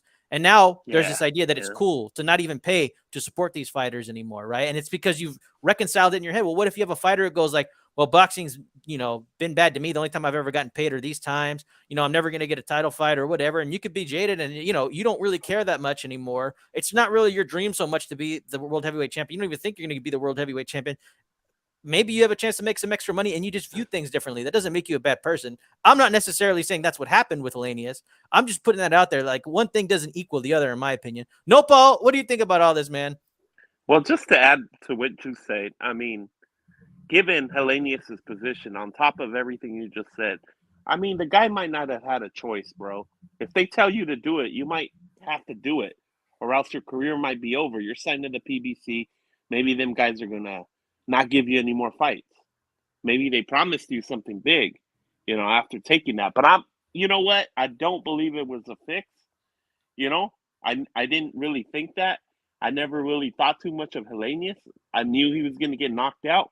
It was just a question of, I didn't know it was going to be that early. But yeah, I mean, it still kind of makes sense given the Malik Scott. But I really, in reality, I didn't really think it was a fix. I just thought, the guy, I don't know, man. Maybe he's dumb. I don't know. But he did kind of run in there with his hands down. And, that's funny. It's like Al Heyman called him up and said, hey, listen, we need you to run straight into a shot. And we're going to tell Deontay not to hit you that hard. I mean, the one thing that did stick out, these two were supposedly like best friends or something like that. And, Hellenius took a hell of a long time to get up. And Wilder did not go check on him or nothing. You guys are buddies like this. Aren't you worried about your friend's safety? That's the one thing that I did question, during the fight, because, I knew that these guys were good friends. Hellenius goes to his house. I don't know if they have twerking matches. I don't know what they do over there. But I was questioning why Wilder didn't go check on him. And, I don't know. I still don't think it was a fix, but we'll see. I don't know. It doesn't really, whether it was or not, it doesn't even matter, bro. Because the result would have been the same. Yeah, he would have got his ass knocked out anyway. And that's the argument that some people are making. They're kind of, I've heard some things. I want to give a shout out to Annalie Jaramillo, who's in the house. Thank you so much for joining us. And JC here says he's laying perfectly on the floor, high head held up high, chin hella tilt. And I think JC was calling that this fight would be fixed ahead of time. And all I got to say is, with what Ron had to say earlier, yeah, there's some things that do line up. And, I've heard Beeb's theories. I can't get enough of it, man. I'm getting all kinds of coverage. I look up like Wilder fixed on YouTube, right, to get the videos. And, he said some things. I'm like, okay, well, that kind of makes sense. He's like, okay, well, they just escorted Hellenius out of there without saying anything. When's the last time we've seen that? We've seen people get knocked out cold and give interviews. It's very rare to just like completely haul the guy off who has nothing to say about it. I thought that was pretty interesting. Go ahead, Ron. No, I was just going to say, as of late, I don't remember seeing guys getting knocked out cold that take that long to get off the mat that have been interviewed. I mean, I might be wrong, but do you remember a guy that's been knocked out, like, that needed that much help that's been interviewed after the fight? No, I'd have to think about it. Did they interview Pacquiao when he got knocked out? Did they interview Pacquiao? They actually did interview him, but that was 10 years ago. Right. Yeah. I'm just saying, as of late, like when Burchell got knocked out, they didn't interview him. Yeah, that's true. Because I think that there might be more just cognizant of, like, they don't want to make the fighter look bad. Because what happens if he's like, well, he is concussed, but what happens if he says something crazy on there? They don't want that's bad pub for their network. So I think it might be something they're being more cognizant of. Because you saw it a lot in UFC. Remember, Daniel Cormier got stopped, and he's over there crying in the post-fight interview. So starts crying, and it was just an odd thing. So I think maybe as of late they're doing that. Yeah, I don't see that as a big point that Beeb made. I didn't watch what he said. I thought it was kind of like clickbaity type of video. But well, he's having fun with it. That's for damn sure. I think he believes it, but he's definitely having fun with it and loves the position. Yeah, but I don't think that was a point at all. Not being interviewed at the end. Come on, no, Paul. Come on, man. You're not cooperating. Come on. I know, man. Damn. Al Heyman's on the phone right now, huh? I'll tell you what, dude. Okay, I have heard some arguments that I don't think make any sense. Okay, I do got to say that I think the way his eyes were pointing like towards the ref, I thought that was kind of weird. Like I've seen people out cold plenty. Like I immediately thought that kind of looked weird to quote, like, but then again, it's like, is there any proper way to have your lights knocked out and to be staring? I guess there's no like official proper way, but I did think that was kind of weird. The one argument I don't like hearing is like, well, you could hear the punch. Like I said, well, one, you'd have to make it look good. Secondly, bro, dude, I thought this before the punch even landed. Like, dude, you could hear everything that was going on in that ring. You could hear all the punches. You could hear people speaking. Like that ring was mic'd up to the gills. Okay. The other thing too is like, I think that you lack, I don't know, just creativity or objective thinking, or just being able to think outside the box. If you think that there's absolutely no incentive for a fight to be fixed in Wilder circumstances, I mean, why would he do that? I mean, there's all kinds of potential reasons that a fight could be fixed like this. Like, well, one, maybe they don't know. Wilder's obviously the cash cow. Okay. That's one. Okay. We don't know what kind of form he's in. Maybe they need him to be fresh for a fight in a few months and they can't really have him take that much abuse. Okay. I mean, it's not that far fetched. Maybe he's still nursing some injuries and he needs to heal up. I mean, the guy only threw 3 punches, right?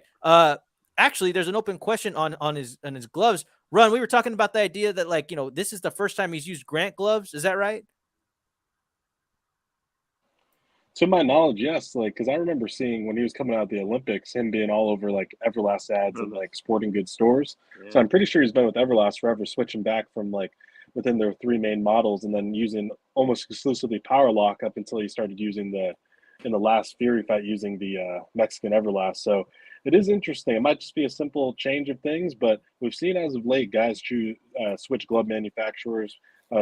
Specifically Teofimo Lopez and Gervonta Davis after having hand issues, and Teofimo, they're both switching to unmarked winning gloves and then in one of the cases, Teofimo saying he barely even sparred for the fight. So there might be some lingering issues with Wilder that he's covering up with the Run, didn't he injure his hand with the Everlast MX because them dudes were bragging that he was gonna KO Fury with those MXs, but yeah, that was later on the third.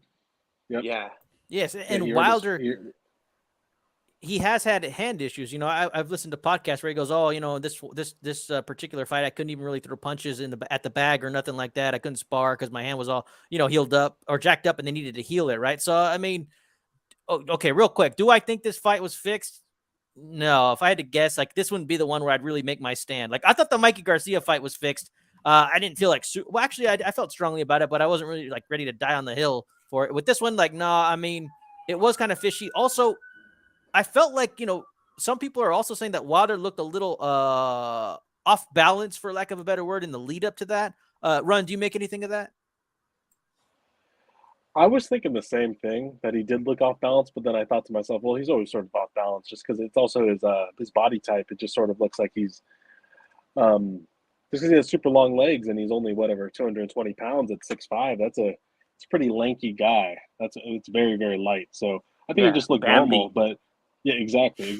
Just sort of like stilt-like, but then I don't think it was anything more than usual, but we didn't see him get hit by anything, so we don't know how he'll react. And Wilder, I mean, people have it seems that the definition of chinny has changed in recent years, where it's like if you survive, you're actually not chinny. Well, I always thought of it if you're hurt by things that you're not necessarily should be hurt by, that that you're chinny. But we haven't seen the chin tested, and that third fight was possibly the worst fight for Wilder because he was hurt.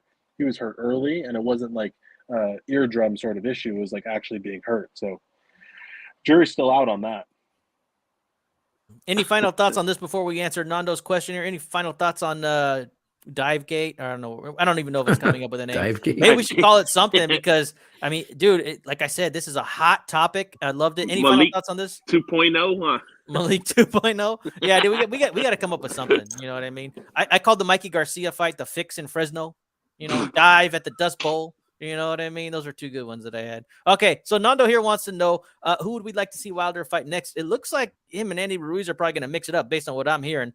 The boxing historian. Now, this guy, I forgot to mention, he's also the second notable name who's come out. I want to salute you, Brian, for taking that heat, dude. A lot of people are coming out and saying, like, how could people question this?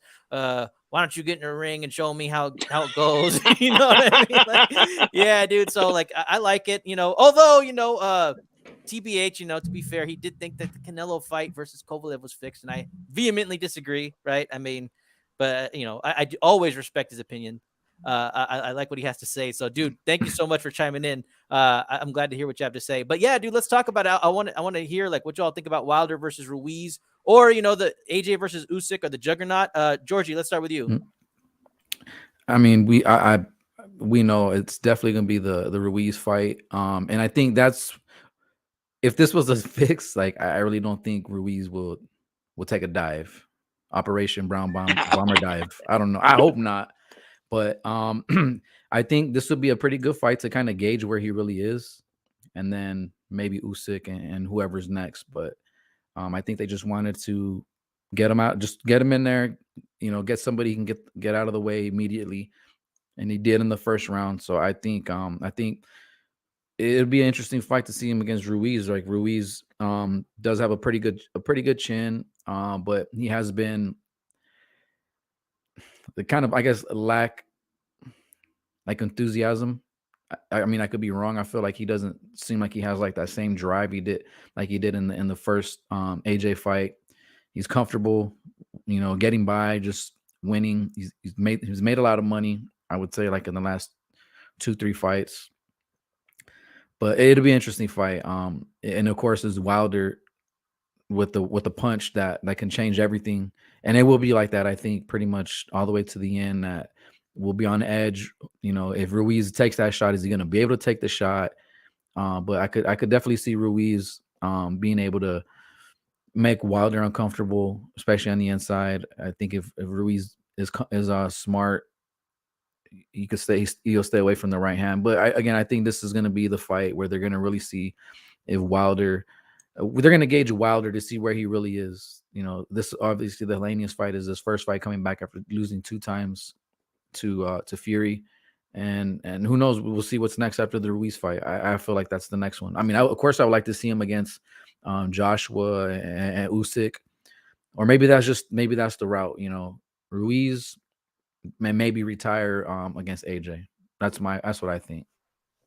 Excellent. Hey, Brian, real quick, dude. I was gonna say, I know when they were challenged, you kind of implied that, Wilder's punches aren't all that everybody thinks he is. You might be willing to get in the ring and kind of, figure that out, because people are like, oh, nobody could take that punch. And you're like, well, I go in there and show you that maybe it's not everybody and not what everybody thinks.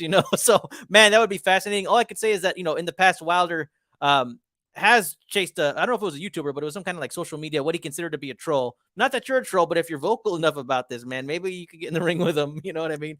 Maybe push that issue. You know what I mean? Because I know you've called out other people in the past to a fight, and then, they back off, but Wilder, he might man up and fight you. You know what I mean? So that would be fascinating to see. If you have time, I would try to push that issue a little bit, saying you could take that punch and see where it goes. Hey, I got a last question though, man, for all of us. If it was a fix, do you guys think there's a possibility Wilder thinks it was legit? Because he's acting pretty natural. You know what I mean? No, I think he'd have to be in on it too. Yeah, Like, I don't think you could just have Helenius do it, because otherwise it's just like, well, but I could see this whole idea of like, hey, just take the first chingazo that you get and, get out of there early when you're overmatched. I've heard that logic, and that one makes sense to me. Like, yeah, that would make sense to me why he just completely fell back, and why he was just, like I said, there's no right way to kind of be rendered unconscious. But like, I thought his eyes were a little funky. He was just kind of like keeping them trained on the rev. It was kind of bizarre, so I don't know. Like, I don't think it was fixed. But could have Helenius maybe like found a way to get out of there early and just take that shot quick, you know what I mean, up close, especially if you know the guy, like, I mean, yeah.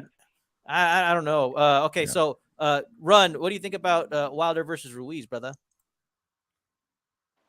I think Ruiz has a shot. I think he definitely does. The only thing that's with all of Wilder's opponents is if Ruiz could take a punch. Like, we know he could take a punch, but can he take Wilder's punch? Because Wilder has I would say this, because when Ruiz got knocked down once and then hurt like 2 other times by Areola early in their fight, I was a little like, oh, Ruiz might be, because he came down and weighed a lot, might be just not as much conditioning at that weight, not used to taking punches. But then I was thinking about it, I'm like, Areola, even though he doesn't have the hand speed, he does have heavy hands when you compare him to. I think he might have heavier hands than Wilder. Wilder just is able to get that torque and get he sort of has like that electrocution power where it sort of like buzzes guys out. But it's not really like a thudding power like Areola has. So I think Ruiz has a shot just from his skills. But the shorter arms, I don't know if he just needs to get in Wilder's chest. But also he could fight possibly from the mid-range, but try to just sort of push him back. But I think he has a shot, but it's hard for me to go against Wilder because he's hurt every single one of the guys I've seen him fight. I think it might be probably every guy in his career he's probably hurt. So it's hard to say. It's hard to go against Wilder, but I think Ruiz has a shot. But if I were to say, I'd pick Wilder by stoppage. Ruiz has a shot. Well, I'll tell you, anybody who gets knocked down by a shot Areola, I think is set up to get knocked out by Deontay Wilder. That's what I think. Nopal, what do you think, man? Does your paisano have a chance? Man, just give it the old college try, man. See what we could do, but I don't think so, man. But if he does, it'll be another miracle like what he did versus AJ, which in reality, I thought that he proved that he's better than AJ, given how AJ fought the second fight.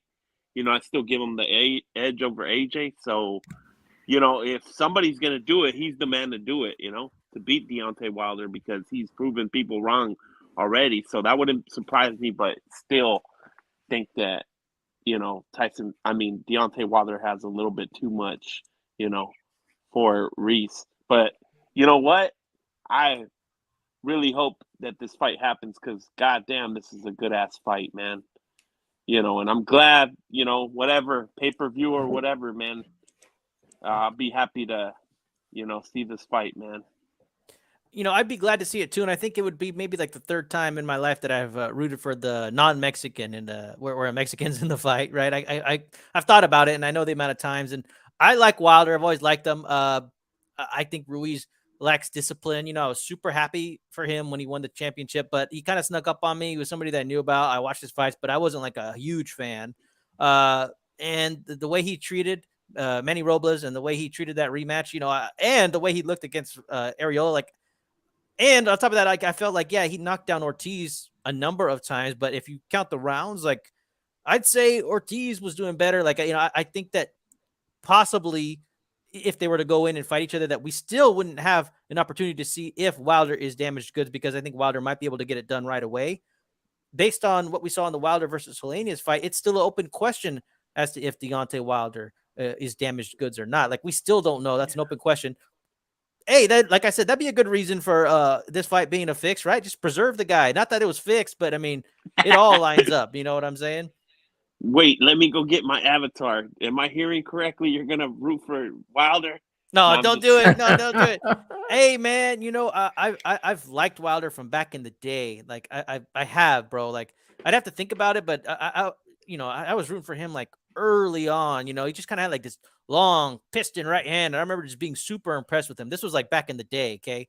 When he was fighting scrubs, and he fought scrubs for a long time, but when he came on my radar, I turned into a huge fan. On top of that, I think he's a good guy, family guy, spiritual guy. He seems to be putting out positive vibrations. He seems to be all about the love. And I thought he had a really positive message after the fight with Helenius, to be honest with you. So I'm still a fan of his.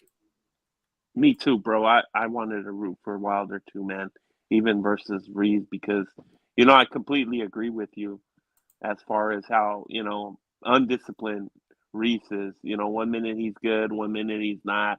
You really can't count on the guy like that. But, I would be happy if he won, but whatever, I still root for Wilder.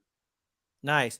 Maestro Oz in the house. Thanks for joining us. Hey, Maestro, I put together some slides, right, of all these father-son combos where the father is considerably taller than the son, from the modern guys to Virgil Ortiz to the old Mayweathers, Mosleys, Bradleys.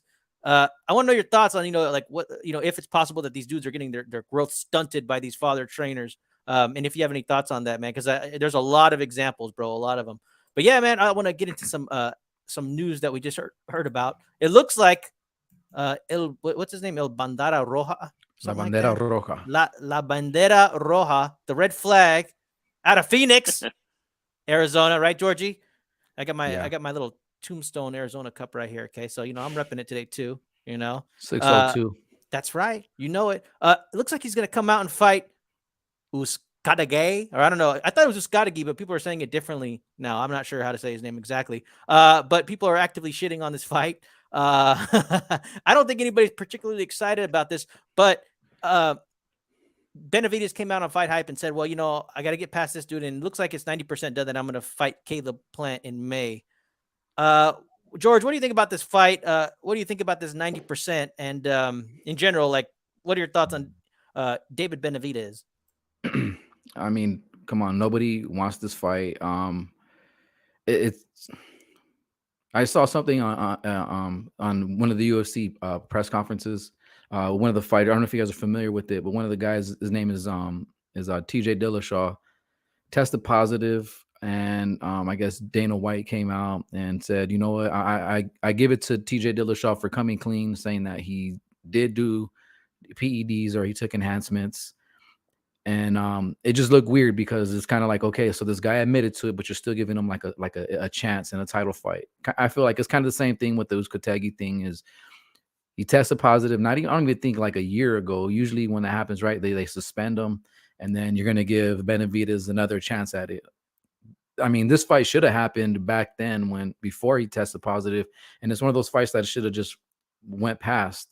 Um, I know it's a stay busy fight. It's not like Caleb Plant could fight him in a couple months. You know, Caleb Plant just finished fighting, so that's obviously the fight that needs to be made. And then also, I mean, there's Charlo there at that division, but overall, I feel like that's the fight to be made. It is going to be Plant versus Benavidez, and who knows, we might get Canelo to fight him, or that might be the fight to say, you know what, okay, now let's fight because you know what, you fought the guy that I fought. Let's make it happen. But it's the fight we all want to see, right? I'm not happy with Uzcategui. I'm sure it's going to be fucking pay-per-view. There's no doubt in my mind that shit's going to be pay-per-view. Hell no. I know that's where I'm sure we're not happy about that, but it is kind of, the thing is, we can't sit there and completely blame David and say, oh well, he's fighting Uzcategui because this is what he wants. I mean, we know who is you know, whose promoter is Heyman, so he's got to make these fights happen.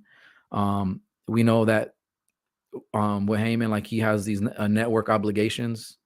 I know he pays his guys pretty decent, but it's just, I guess, it's a stay busy fight. I mean, there's definitely other guys that he could be fighting out there.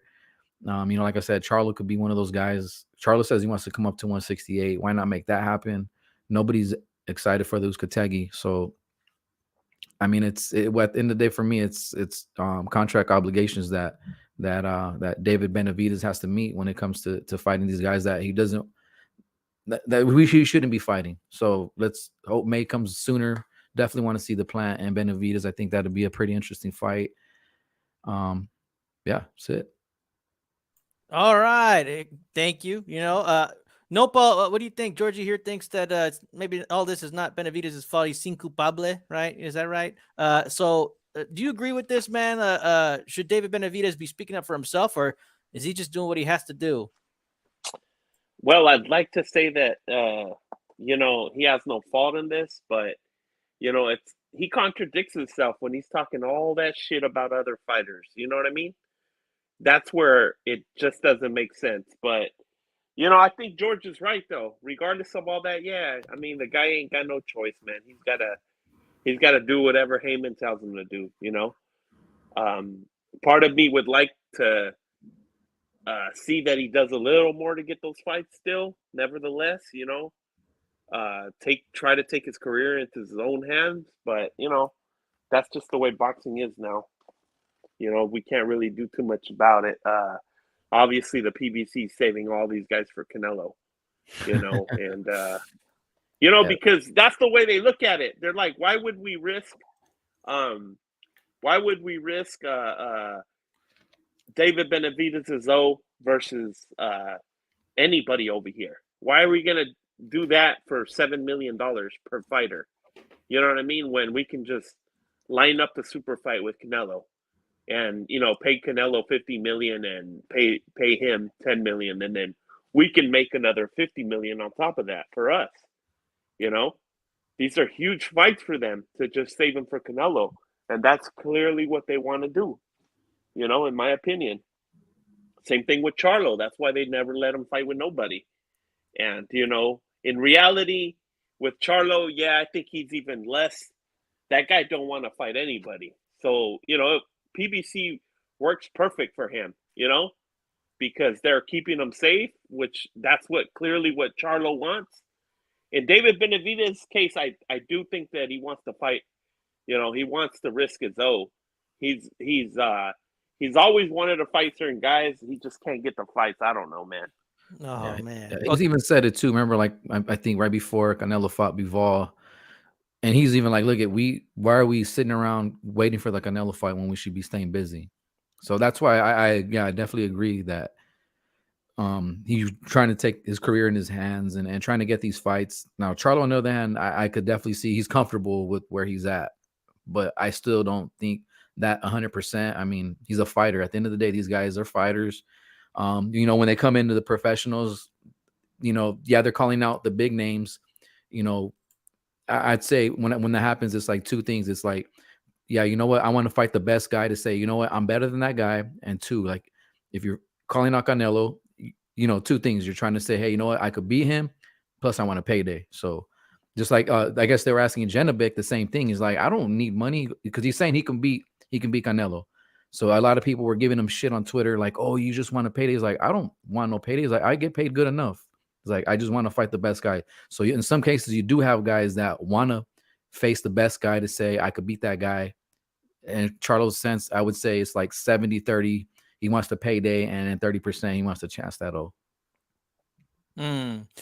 Nando here says to Nopal, come on, bro, give it up. I have 100%. Well, okay, Run. Am I going to be the only guy who ends up shitting on David Benavidez? What do you think about this fight? Possibly. That's all right. I got shit to say. If the fight's actually going to happen between him and Caleb Plant, fine. They both got to tune up. They're ready to go, right? And it's like outside of Caleb Plant fighting Canelo, their resumes are very similar, and it's like they both won vacant titles. Like they're not true champions. They were never true champions, both these guys. And do I think I know other people might disagree, but I think Benavidez is definitely the more dangerous fighter. Styles make fights, but does that mean he'll beat Plant? No. I just think he's a more dangerous fighter for Canelo, straight up. I just think the size and the length, and that's just where I'm at this point. But I think it's fine for him to fight him just as long as the other fight happens. If you just fight, you can fight tune-ups if you're truly fighting another fight. You can't fight in a tune-up for a tune-up. So if he just fights this and they fight in May or April, whatever they're shooting for, great. If they don't, then both of them don't get passes, him and Caleb Plant, because let's be real. Like, how come Caleb Plant, it's like he knocked out Anthony Durrell, who's almost 40 years old. Why are you getting credit for that? Was it better than it's better than what we're used to being bored by Caleb Plant fights? I agree. But it's nothing more. Benavidez too. Benavidez hasn't fought really anyone with him being like, what's his most electric win? Benavidez. I can't even think of his most electric win. Well, I mean, the fanboys were going crazy when he beat Lemieux. Yeah. Is it Ronald Gavril too? Come on. Like I like Ronald Gavril because he was like he was the only guy to put Benavidez on the ground with the flash knockdown. But Split it's like, decision. Is that it?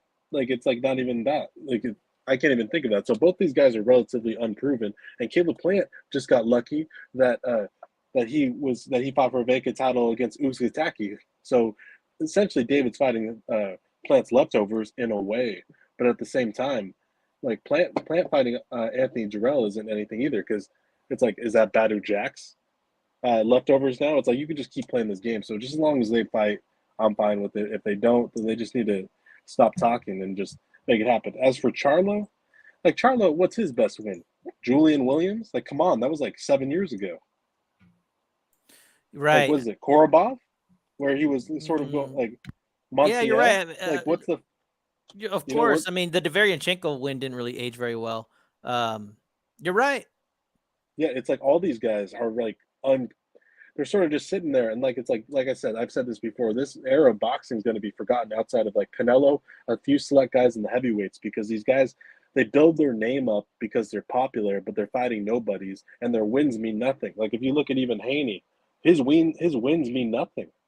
Who was Kambosos? And then it's like Teofimo had a name because he beat Loma, but is he really just a one-hit wonder at this point? It remains to be seen, right? Right. I'm just saying. Sorry. I like hearing it, brother. I like hearing what you have to say. And Annalie Jaramillo says, I just hope we get Benavidez versus Canelo at some point. You know, and that's where I'm at too, okay? You know, I agree with you guys. You know, if we're talking about 168 pounds, I would like to see Canelo versus Benavidez next. I want to see it next. Yep. Even though I'd get some satisfaction out of the Charlo fight. The Andrade fight doesn't really impress me. But, you know, the thing is, like, there's a couple things that bug me about this whole scenario of the Uzcategui fight. One, nothing is guaranteed. You know, we've seen fights that are lined up for the future. Like there's no, 90%. It's like, hey, we're going to take this fight and the next one is set up. If you ask me, like when David Benavidez gave that interview, you could tell that he knew that fight was shit. And it's almost like he was trying to be like, oh, but hey, the Plant fight's coming up. And, you know, we've seen this before. We've seen like this PBC lure, like, oh, but the next one's going to be good. I mean, we've seen that with Jamal Charlo Montiel. Like there was this idea that he was going to take on a big fight or move up in weight. Right. And we saw neither. In fact, we haven't seen him fight since, but it was this whole like, oh, you expect him to go in there without a tune-up? No way. We got to fight Montiel next. Like, that was the narrative, and it's been over a year since he's fought. Like, and he's pulled out. And who knows with this guy? Like nothing is guaranteed. So like, oh, Benavidez, I'm gonna fight Caleb Plant in May. Like, based on what? Do you have a contract signed? Like what some promises? Like 90% to me from the PBC based on one fighter saying something, and that's about it. That doesn't mean shit to me. Okay. I think that Benavidez does need to step up a little bit and manage his career. Like he's got an advisor, but he also has a manager, Samson. Okay. And I'm going to talk about it. You know what? Like, I think that it's kind of weird that he signed a fight like the Monday after Caleb Plant just won and says like, I'm ready to like, line these guys up because I want a Canelo fight. I'm ready to take on the top guys. Like he didn't mention Benavidez, and I would favor Benavidez to beat Plant. But my thing is like, dude, you should have stayed available. Okay. You should have gotten that extra. If you're the new guy, right, that everybody wants to see Canelo face, you should have at least kept yourself available and said, hey, Plant, in a tweet, like, let's get it on. Like, put the pressure publicly on these guys that you want to fight. Instead, you just commit yourself to a fight. So now you have Plant who can go make whatever fight he wants. And he's not going to get any shit for it because, well, you're already signed up to fight somebody. Same with Charlo.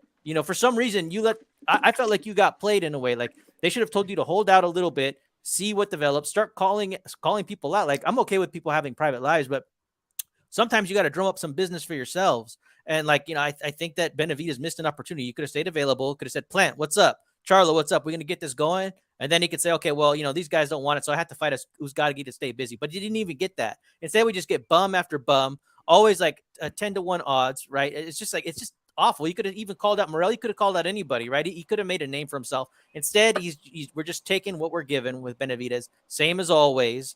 These fights are trash, dude. Like, I'm getting tired of these fights. Like, PBC doesn't give us the fights we want anyways. Like, and I'm hearing this whole, like, and I'm not trying to talk to anybody in particular, but it's just stuff I've heard over the years. This idea that like, oh, well, everybody's waiting on the Canelo fight. It's like, well, those guys were both champions. Benavidez and Plant were champions before Canelo even went into 168 and started taking over, right?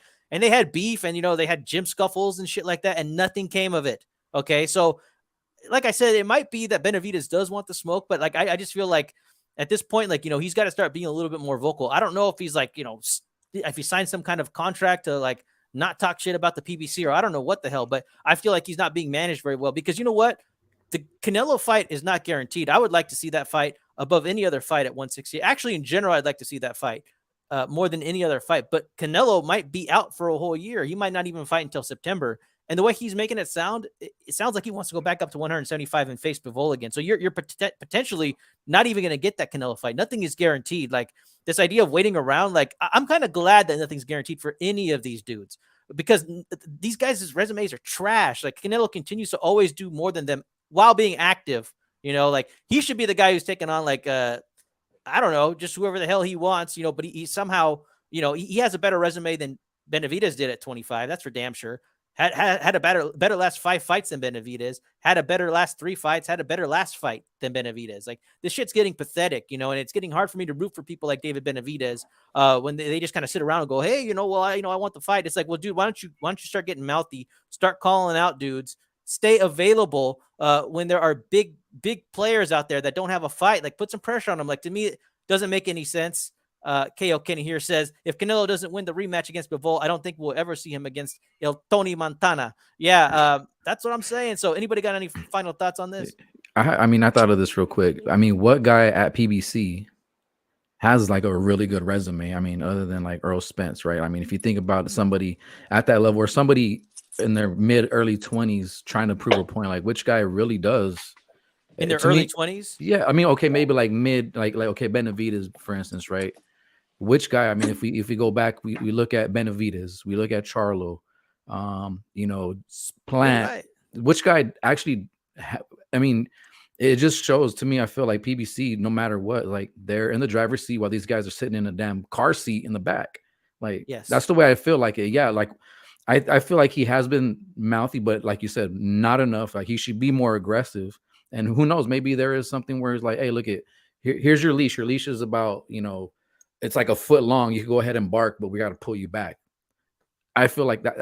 I mean, me and Julian, like we go back and forth with this one, especially. And then I just tell him, like, I think at the end of the day, bro, it's like, we know who's in charge of making the fights. If you look at all the top champions as well, like they don't, it's not like, it's like Heyman has like this mentality where he doesn't want to let these guys chance it because he feels like they'll lose value if they lose. But like to us, Like if they were to fight somebody and chance it, like we'd be like, hell yeah, you know what? He tried, but he lost. But I don't think in Heyman's eyes, he sees it that way. He sees once they lose their value. So that's why I feel like he's letting these guys, talk the shit they want. Don't give us the fight. Oh wait, it's gonna happen. Because remember, right? It was like last year before with the Bivol fight, when they announced the Bivol, like, oh, it's possibly gonna be, there might be Charlo. Like I think it was Carpenter said, oh yeah, it is gonna be Charlo. So people shitted on him because it wasn't Charlo. And then later on we hear, oh, it is gonna be Charlo again. And like, I don't know, it's a back and forth thing. I just think at the end of the day it's just gonna come down to Heyman. I think he's gonna let them have a little bit of say so, give them a short leash to be able to talk the shit they want, and then he's gonna pull them back and close the fence on them, and just like a little dog. I don't know. Right. I think that's what it is, man. I mean, I could be wrong. No, I agree with you, dude. It is a PBC thing, and it's to the detriment of the sport itself, to their particular fighters, to the particular fighters' careers. Like it's really unfortunate what we've seen. And you're right, man. Like, a lot of these guys in the PBC, they really don't get going until their mid-20s in general. I mean, we saw that with the Charlo brothers, and Flores here says that Bivol said he ain't interested in a Canelo rematch. Well, money talks, bro. All I can say is I've never seen a huge mega fighter like not get the fight that they wanted. Like I think that there's a price for everything here, and Canelo can pay it very easily. And I'm sure unless Bivol is happy with his he didn't get paid that much compared to a lot of the other recent fighters. Trust me, I saw that too. He said he'd rather fight better beef. If he gets packed. Sure, but I think he's posturing. Money talks. Like I don't. That's what he says, bro. I've never seen a cash cow not get the fight he wanted, especially if you could beat the guy. If Bivol can beat Canelo, oh, no, I'm not interested. Yeah, right, dude. Like I just don't believe that. I think it's just posturing. No, Paul, what do you think about that? Well, actually, Run. Did I already go to you on this one? This is about Canelo's next, or what is Benavidez? The Benavidez Uzcategui fight. Yeah, I talked about it. Yeah. Okay, no, Paul, did I go to you already? Yeah, I've already. I think I did. But anybody got any final thoughts before we wrap this one up? And Run, do you have any final thoughts in general? Because I know you got to close out, sir. Yeah, I just think number one, just make the fights. However it gets done, whether you fight a tune-up. The thing is, if you fight a tune-up and we don't see you within like a 2-3 months, that's not a true tune-up. That's just a fight. If you fight a tune-up in December, and then we see you in May, that's like the maximum. We should be seeing you in like April or maybe March if you're fighting a true tune-up. If not, you're just fighting fights. And these guys, like I said, these guys won't be remembered. Like, these guys are just popular now because social media and they're bickering. A lot of fighters are. Like, even the lightweights, they're just known for just their bickering on social media. That's it. The lightweights and now leaking the 140s are just the diva division because all the little young kids are just running their mouths and none of them fight. Like, none of them have fought. And it's like it's like the same thing that was mirrored for a little while during 154 and 160. Like, none of them fight. They just run their mouths. Andrade, Jamal Charlo, they'll just talk and don't fight. Benavidez, Plant, and Plant was just, that could have very easily been Benavidez, but it was that fought Canelo Bo's Plant just because he got luck of the draw on what belt he got. Yes. So it's not like Plant like did this heroic thing by like working his way up to a Canelo fight. He had a belt and Canelo won undisputed, and he was just the guy that had it. That's it. It wasn't like Plant earned his way more than other guys. Yep. We were waiting. Yeah. We were actually waiting for Benavidez versus Plant around that time. So you're completely right about that. Yeah. It's like, just make the fights. I don't care how it gets done. I don't care about I've never really cared about the money stuff.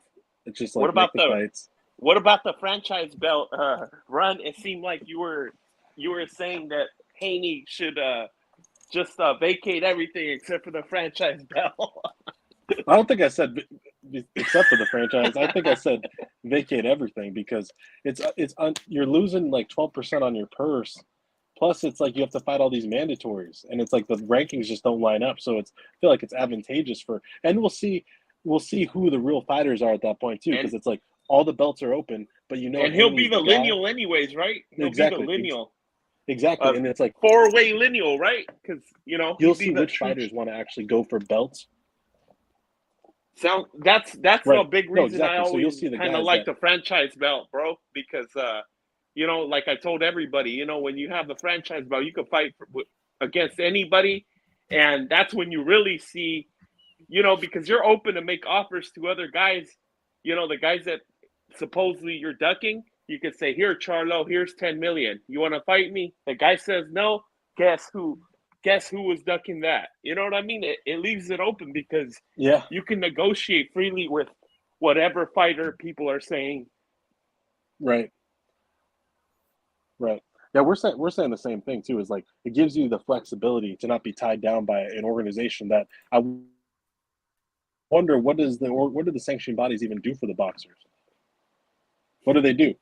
Like the boxers promote themselves. They have their promoters. They have their managers, and then the sanctioning body, not the sanction, the state athletic commissions or whatever. They take care of all that stuff. They provide the officials, even though like certain officials are under like this is a WBC official reffing. It's like, okay, They're like the HOA. what do the sanctioning bodies do? Exactly. Exactly. Except they don't pay outside of the or house. spray your weeds once in a while. It's like just these little things, but exactly. So it's just an odd thing. Just an odd thing, but I don't know. That was a little rant, but I just want to see. I'm sick of all this stuff in boxing. It's like you have all these guys that are claimed to be the guy, but it's like if Haney were to vacate and say Isaac Cruz gets a belt, gets a WBC, is Haney not now no longer the man because one other belt's out? No, everyone knows he's the man. So it's like get your belts, become undisputed, vacate immediately. And it's like if you want to move up, you can move up. If you want to do that, because it's like that also, like I said, it also exposed the real fighters. That it's like, let's see what fighters actually, if Haney's open to negotiate, let's see what fighters actually try to fight him or chase a belt. Yeah. Because then that shows who's the real guys and who's the ones that are just going after like a fake legacy. Yeah. When you look at, go ahead. Go ahead. Okay, no, all I can say is it. Go ahead. You guys are adorable. Quick, when you look at it that way, you really appreciate the way Tyson Fury has done it so far, because he's been able to fight who he wants to fight, and they've been pretty good fights, and we're waiting on that Usyk fight, and I'm hoping that he doesn't disappoint us there. But it's a good way to look at it because these guys. I remember G Funky. He's big into undisputed, but he doesn't listen to reasoning. We were telling him for years and years, undisputed is cool, but it ain't the end all be all. It's much more superior to just fight the biggest fights, the best fights, because at the end of the day, the belts don't really mean too much, Well, it's like I said with the Taylor Catterall example. I mean, I think that put the whole undisputed thing to bed. You got somebody who's rematching, right? Because people think that he lost and he gets stripped of 2 belts because of it. And but it's so important to keep the 4 belts. Like, I don't think so, dude. Stay and defend if you can make the weight, to me, undisputed, like I said, I've always been more of a lineal guy, and all I can say, to kind of backtrack on what we were talking about is this, dude, Benavidez should learn how to speak for himself. Jermell Charlo, he speaks for himself. He seems to get all those fights that he wants. He's undisputed, right? And I understand, they maybe put the seatbelt on everybody, but once they get going, Jermell Charlo did very well for himself. He said, hey, to his brother, I would never turn down a Canelo fight. I think Deontay Wilder speaks for himself all the time. And he somehow has this green light. I don't know if it's because he could maybe take or leave boxing and possibly retire. I'm not sure exactly what his relationship with Al Heyman is, but he can go, across the way and make fights. And that seems to be okay. But there's these other dudes who just kind of hide behind well, I don't know, see what I'll fight anybody they put in front of me. It's like, what kind of management is that? I don't know. I'm a little disgruntled with the way they're handling things. I think with Wilder, it's also because he has a older manager that is very well experienced and has some power, like Shelley Finkel, where he could where Heyman's his advisor, where Finkel's his manager. So it's either if they didn't want to work and say if Al Heyman tried to put the clamps on him, then it's Shelley Finkel knows what his guy's worth. He'd be like, all right, we're going to Zone, we're going to ESPN, we're going somewhere else if you don't want to give us what we need. So where these other guys are they're waiting on the payments. They're waiting on just to be given these fights, these automatic wins, where Wilder actually goes for it. And it's Jermell Charlo, it's that was sort of lined up in a way too, because it's all the guys sort of aligned with them being on that side. That's why it was so imperative that Brian Castaño beat the Brazilian that he fought over when he fought on DAZN and he fought on the Golden Boy card, Patrick Teixeira. It was if not, we're openly saying we're not getting undisputed if Teixeira has that belt, because then Oscar's going to try to make him do the whole DAZN thing, and then so it's undisputed. I think matters in a sense if the best guys have the belts. If the best guys have the belts, then it's cool to have an undisputed just to put it in the record books. But if the best guys don't have the belts, like back when Floyd and Manny were in 147, when the IBF was John Zadek, Did you think of John Zavik as an equivalent of those guys? He had a belt where Manny had the WBO and Floyd had the WBC. John Zavik had the IBF. No way he's the equivalent of those guys. But there was never a question that those guys were the top of the division. Hey, and let me tell you this, dude. Like, what would we have preferred? That Haney move up to 135, or try to stay at 135 and go undisputed against like lesser opponents than Valdez? I'm happy he moved up. That's what I think. I think he was the best guy. Period. I don't need any other trinket holders to need to try to prove it differently to me. Like, you mean Shakur? Shakur. Oh yeah, that's what I meant. Sorry, that's what I'm saying. Like Shakur, you know what I mean? So that's what I'm saying, bro. Like if you beat Valdez and unify, like you're the best at 130. Yeah. You know, that's how I feel. You don't need to go after the other guys that have the belts there. There's no question. The only time that you need undisputed if there's a genuine question, and that's why Haney fought Kambosos, because it's like he beat Teofimo, and then it's like he has the belts, and Haney had the franchise at the time, or he had the WBC at the time. Sorry, so it's like there actually was a dispute. But if there's really no dispute. But granted, anything can happen. Like Victor Ortiz lost to Teofimo Lopez, Vernon Forrest lost to Ricardo Mayorga. So it's like there are chances in boxing. That's why we have the fights. But there's some fights that are almost foregone conclusions in boxing.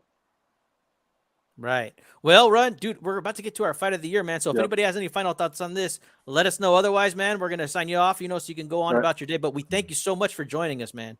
Yeah, most definitely. Have a great day, guys. You too. All right, Run, you too.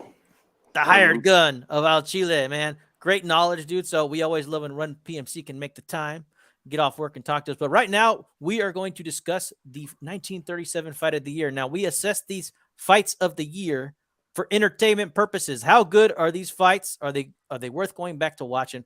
We're going to Yankee Stadium, August 26, 1937. Crowd of 50,000 people, right?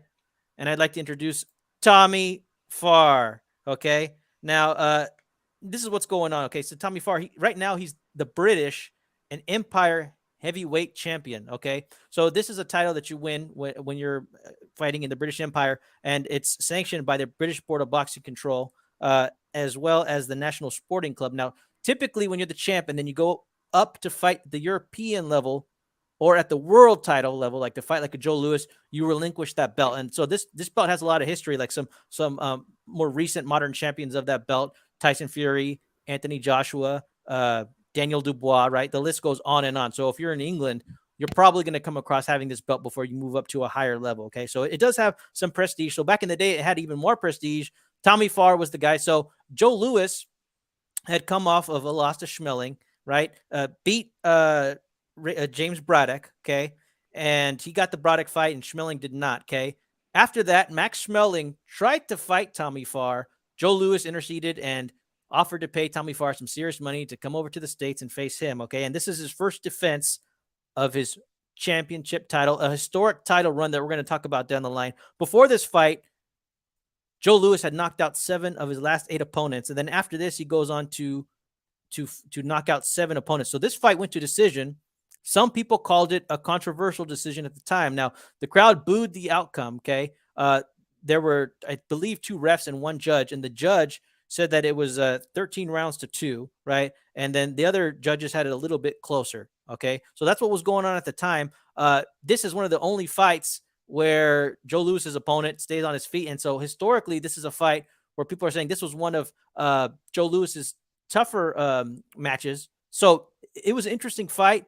We didn't get a chance to see all of it, but we saw about a half hour's worth of the fight based on the film that was available. So let's get into it. Joe Louis versus Tommy Farr for entertainment purposes, and any historical context you'd like to give, or just any reflections. George, what'd you think about this fight? Yeah, I mean, I the same like you, just putting out some information. I read some of the same things, that this was one of Joe Louis's toughest fights, and made it to the very end, the 15 rounds. I mean, I kind of scored it like how we do, like with Al Chile, like the controversial ones, not quite like really in depth, but just what I watched. I kind of notated some of the things that I saw. Like I put first 2 rounds, like of course they're filling each other out because they're filler rounds, and Louis is known for being patient. But at any moment, once he lands something, like he can get you out of there or put you down. So there's moments in the first few rounds where that was what you saw. You saw Lewis looking to be patient, looking to land punches. He landed some good punches. And then in the Schmeling fight that he lost, Schmeling said that he felt that he can capitalize on his lazy jab, or he's open for a right hand. And it still shows here in this fight that Farr was able to land some good right hands in this fight. I was very impressed with what he was doing. He was setting up those right hands. He was throwing right hands over Joe Lewis's jab. But I feel like Joe Lewis had the first quarter of the fight, and Farr still in between the first quarter of the fight was still making it very competitive. And then he kind of went from, I think, maybe about like maybe sixth round, maybe even from the fifth round on to about maybe like 8 or 9, where I felt like Farr did really well, where I would have scored it for Farr in those rounds. And then the same thing once those mid rounds were over, the championship rounds, I guess, and those days were like 10-15 or whatever it was. Lewis started to step it up. I feel like maybe he understood that Farr probably was maybe winning this, or if he didn't change the outcome of this, he could have lost. And Lewis did. He picked it up. He did some good things. He started landing some really good combinations. And it to me, like going into about the 12th round, which was a slower round, that's where Lewis was starting to open up again. Those are probably the championship rounds in those days that he felt like he needed to close this fight out, and he did. And the booing, I guess, would come from the scoring, right? 13-2. So I definitely didn't see a 13-2. I definitely, actually, I see here that I put down that I gave Farr rounds 6 through 10.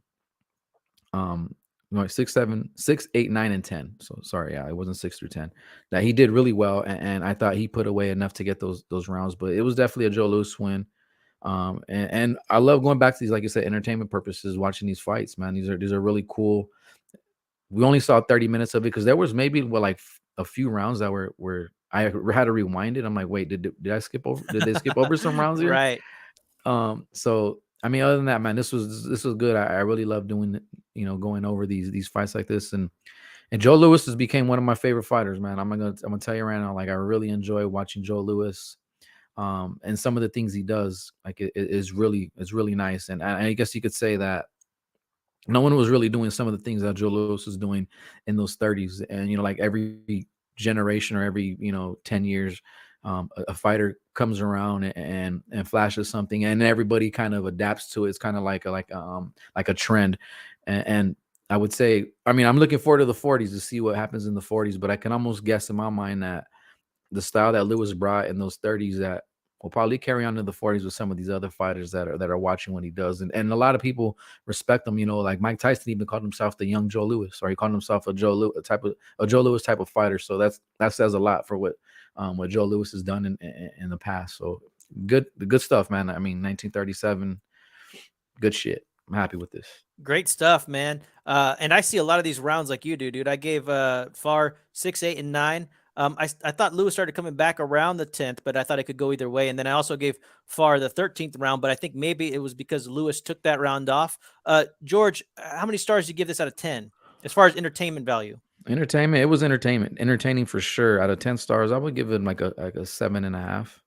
All right, a strong 7.5 from Georgie with Off the Ropes Boxing and MMA. Nopal, dude, I love putting you through this misery and watching these fights with us, man. What'd you think of this fight? At the beginning, I thought it was a jab fest. They were both trying to establish a jab. I didn't quite score the fight because I thought it was going to be a knockout. But, it was crazy. It looked like most of the fight, it looked like Joe Lewis did a great job of, preserving his energy the whole fight, I think that it kind of looks like he was banking on the other guy running out of energy.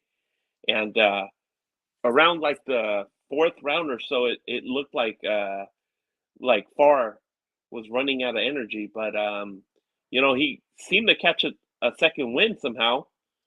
And then from like the 6th on, I pretty much gave him those rounds. I thought he did pretty good. And, Joe Lewis looked like he was just conserving his energy. He was doing all right. And, I actually thought this fight was more of a draw, but I do understand that they gave it to Lewis. I'm interested in watching this fight again, but it was a great fight. I give it about a 6 out of a 10. 6 out of 10 as You far know, as entertainment value. nice, man. Dude, great observations by both of you, and I have those notes too, Nopal. It seems like Joe Louis, and I've seen this, with some of his fights now, like he really seems to fight at a very measured pace, right? Very left hand dominant, good at tying up, and I really like that Far, made the choice to take risks and go and try to crash the pocket. He took risks and I think it paid off. He made the fight rough, and he comes from like a bare knuckle fighting family, right? So I mean, he's used to going in there and having to really fight. The guy had over 100 fights before he came into this, right? So I mean, the guy was just a true warrior in every sense of the word. But yeah, dude, I thought it was a pretty entertaining fight myself. I find myself wanting to watch more Joe Louis fights, and I'm so glad that we're gonna see him as far as like fights of the years go. Like we're gonna see him again here a couple more times, and there's more information that we're going to give along the way. I liked this fight. I would probably give it like a 6, like as far as like, and I'm trying to be measured, man, because, it seems to me like the further we go on, the more we're actually going to get like more like fights that are like, quote unquote, like real fights of the year, as far as like pure entertainment. I think right now they're still talking about, like, I could be wrong, right? But like the highest profile fights. And, if there's only like a half hour of this fight, there's probably no film on any other freaking fights for that year, right? I mean, this, especially if we're talking about Joe Louis, who's the cash cow, who's the baddest man on the planet, the heavyweight champion in the 30s. I mean, if you're not going to get more than a half hour of film with this, you're not going to get film of hardly anything else. And we're going to see that next. Like I said, I would give this fight 6 stars, but like I said, it's only because I think there might be some more entertaining. So I'm trying to just keep it fair in my head. But I did enjoy the fight. Like I enjoyed it. I went and watched it again because we kind of sat on this one. So I went and watched it again. I had a good time watching it. I like the way Joe Louis fights, so next we're going to discuss a lightweight fight, 1938. We're going to take a look at the legendary Henry Armstrong. He's going to take on Ambers, and I've never seen a Henry Armstrong fight. I've known about him, you know what I mean? But I've never seen it. I'm actually very excited. There's only like 10 minutes of film on this, and I think this will be the only time that we see him, but I think it's worth it to see him. He's a legend. He was a simultaneous 3-weight champion. Yeah. So, I mean, it's worth it just to take a look at a little bit of film. Georgie, have you ever seen anything on this dude? No, I mean, the name is very familiar, Henry Armstrong. So it'd be interesting to see the 10 minutes we get. Yeah, dude. A lightweight championship. Nopal, what do you think, man? Great, man. I always wanted to see Henry Armstrong fight. They mention him every time they say, he was a champion like 3 divisions at the same time. So he definitely, there's some crazy history there. And I'm glad that we're finally going to be able to watch him fight. Nice. So there's something else I want to talk to you guys about. There's a little video. Tyson Fury last week did mention Joe Louis, and he was talking about what he'd like to do with the rest of his career. And he mentioned Joe Louis, and I thought it would be appropriate for us to talk about it. Let's roll the clip. Unless I go on a bum a month campaign when I finish like Joe Louis did and fight these bums wherever they are in their own countries, in the capitals. Imagine that. Tyson Fury goes to Moscow and fights arsehole Makayev, and then he goes to I don't know, Dubai and fights whoever's out in Dubai, and he goes to Iceland and he fights the Iceland bear, and then he goes to Australia and he fights the Australian guy. Like a bum a month, but in different countries. That'd be amazing. The bum a month tour. We thought about it on King Boxing. If we're going to make it reality very soon. All right. So the bum of the month tour. Now, I just want to give you all some clarification. This was a 29-month span from 39. So we're not there yet. From 39 to 41, in which Louis defended his title 13 times. A frequency unmatched by any heavyweight champion since the end of the bare knuckle era. The pace of his title defenses combined with his convincing wins earned Louis opponents from this era the collective name of the Bum of the Month Club. Although, despite its derogatory name, a lot of these dudes were top 10 heavyweights. Of the 12 fighters in this period, 5 were rated by The Ring as top 10 heavyweights in the year that they fought Louis. Okay, so it's a phrase that, historically, Bum of the Month, sure, but he was fighting top 10 fighters quite often at a very high pace, So I want to know what you guys think about the idea of Tyson Fury possibly going from place to place. It's not even close to the same thing, but I like this idea of Tyson Fury possibly going to fight the best fighter in a certain country. Like, I actually have always thought that was a really good idea. Like, if you're doing tune-ups, like, show up like a gypsy on your carriage and be like, oh, give me the best fighting man out of Russia here, or Germany. Like, show up, challenge the best fighting man that's ranked. And then it could be like a national thing. And like, the guy's going to try to represent his country and get it going. Like, I felt that way when he fought Otto Wallin. Like, it's like, well, he was Sweden's best heavyweight, and I felt like there was some kind of like national pride and, trying to like do it for your country, and it's like, if you want to do tune-ups, like, I think that'd be a great way to do it. Like, go on tour, fight the best fighter in this country, and you're the world champion. I think it would be a way to like market tune-ups that I think would be appealing to the masses. Yeah, boxing is international, right? I mean, all over the world, people box. It's more of an international sport than it is than when it is with MMA and UFC. I'm not saying that there isn't, but I feel like boxing has been around a very long time. There's been fighters from every corner of the world. It's cool if you think about it. Yeah, I mean, of course, the word bum then and now is two totally different things. Like when we say bum, it's like a guy that's 9 and 32. But I mean, I think I think he's just calling it a bum. I mean, yeah, I think he's calling it a bum. I guess he kind of maybe using just the phrase. But and this Tyson Fury, Tyson Fury comes with the shit talking and he's entertaining. It's funny to hear him talk. But with the idea of him going to like all these different countries to fight like the best guy, it's a good thing, right? I mean, sometimes you get guys that don't even have a name or get recognized or recognition. But if you have a guy like Tyson Fury that most of the whole world knows who he is, could get some of these guys in these smaller countries their best fighter recognition. Like, okay, we don't know who he is, but let's say that guy does really well. Yeah, he loses to Tyson Fury. Then all of a sudden now this guy that went, tough 11 rounds, he gave Fury all he could give, loses, but we would love to see him. Like, we've seen guys that have lost and we're like, you know what? I would love to see this guy still continue to fight. So it's a good thing in a way where he gets these guys recognition. So I have no problem with it. He's staying busy. We know the fight we want to see. As long as he gives us a fight in between his bum tour and it's not 10 fucking bums or 10 guys that, he pretty much retires on that and doesn't fight the fight that we want to really see. So I don't see no problem with it. Again, it's a good thing for boxing. Gets the recognition because boxing is international. Right. And I think that only the heavyweight champion could pull off something like this. You have to be like the top guy coming in, right? And yeah, picking a random country. I'd rather see that, right? And some like random like best fighter in his country trying to beat the world champion, right? Than a third Chisora fight. That's me. Nopal, what do you think about this concept of Fury going on his own bum of the month tour?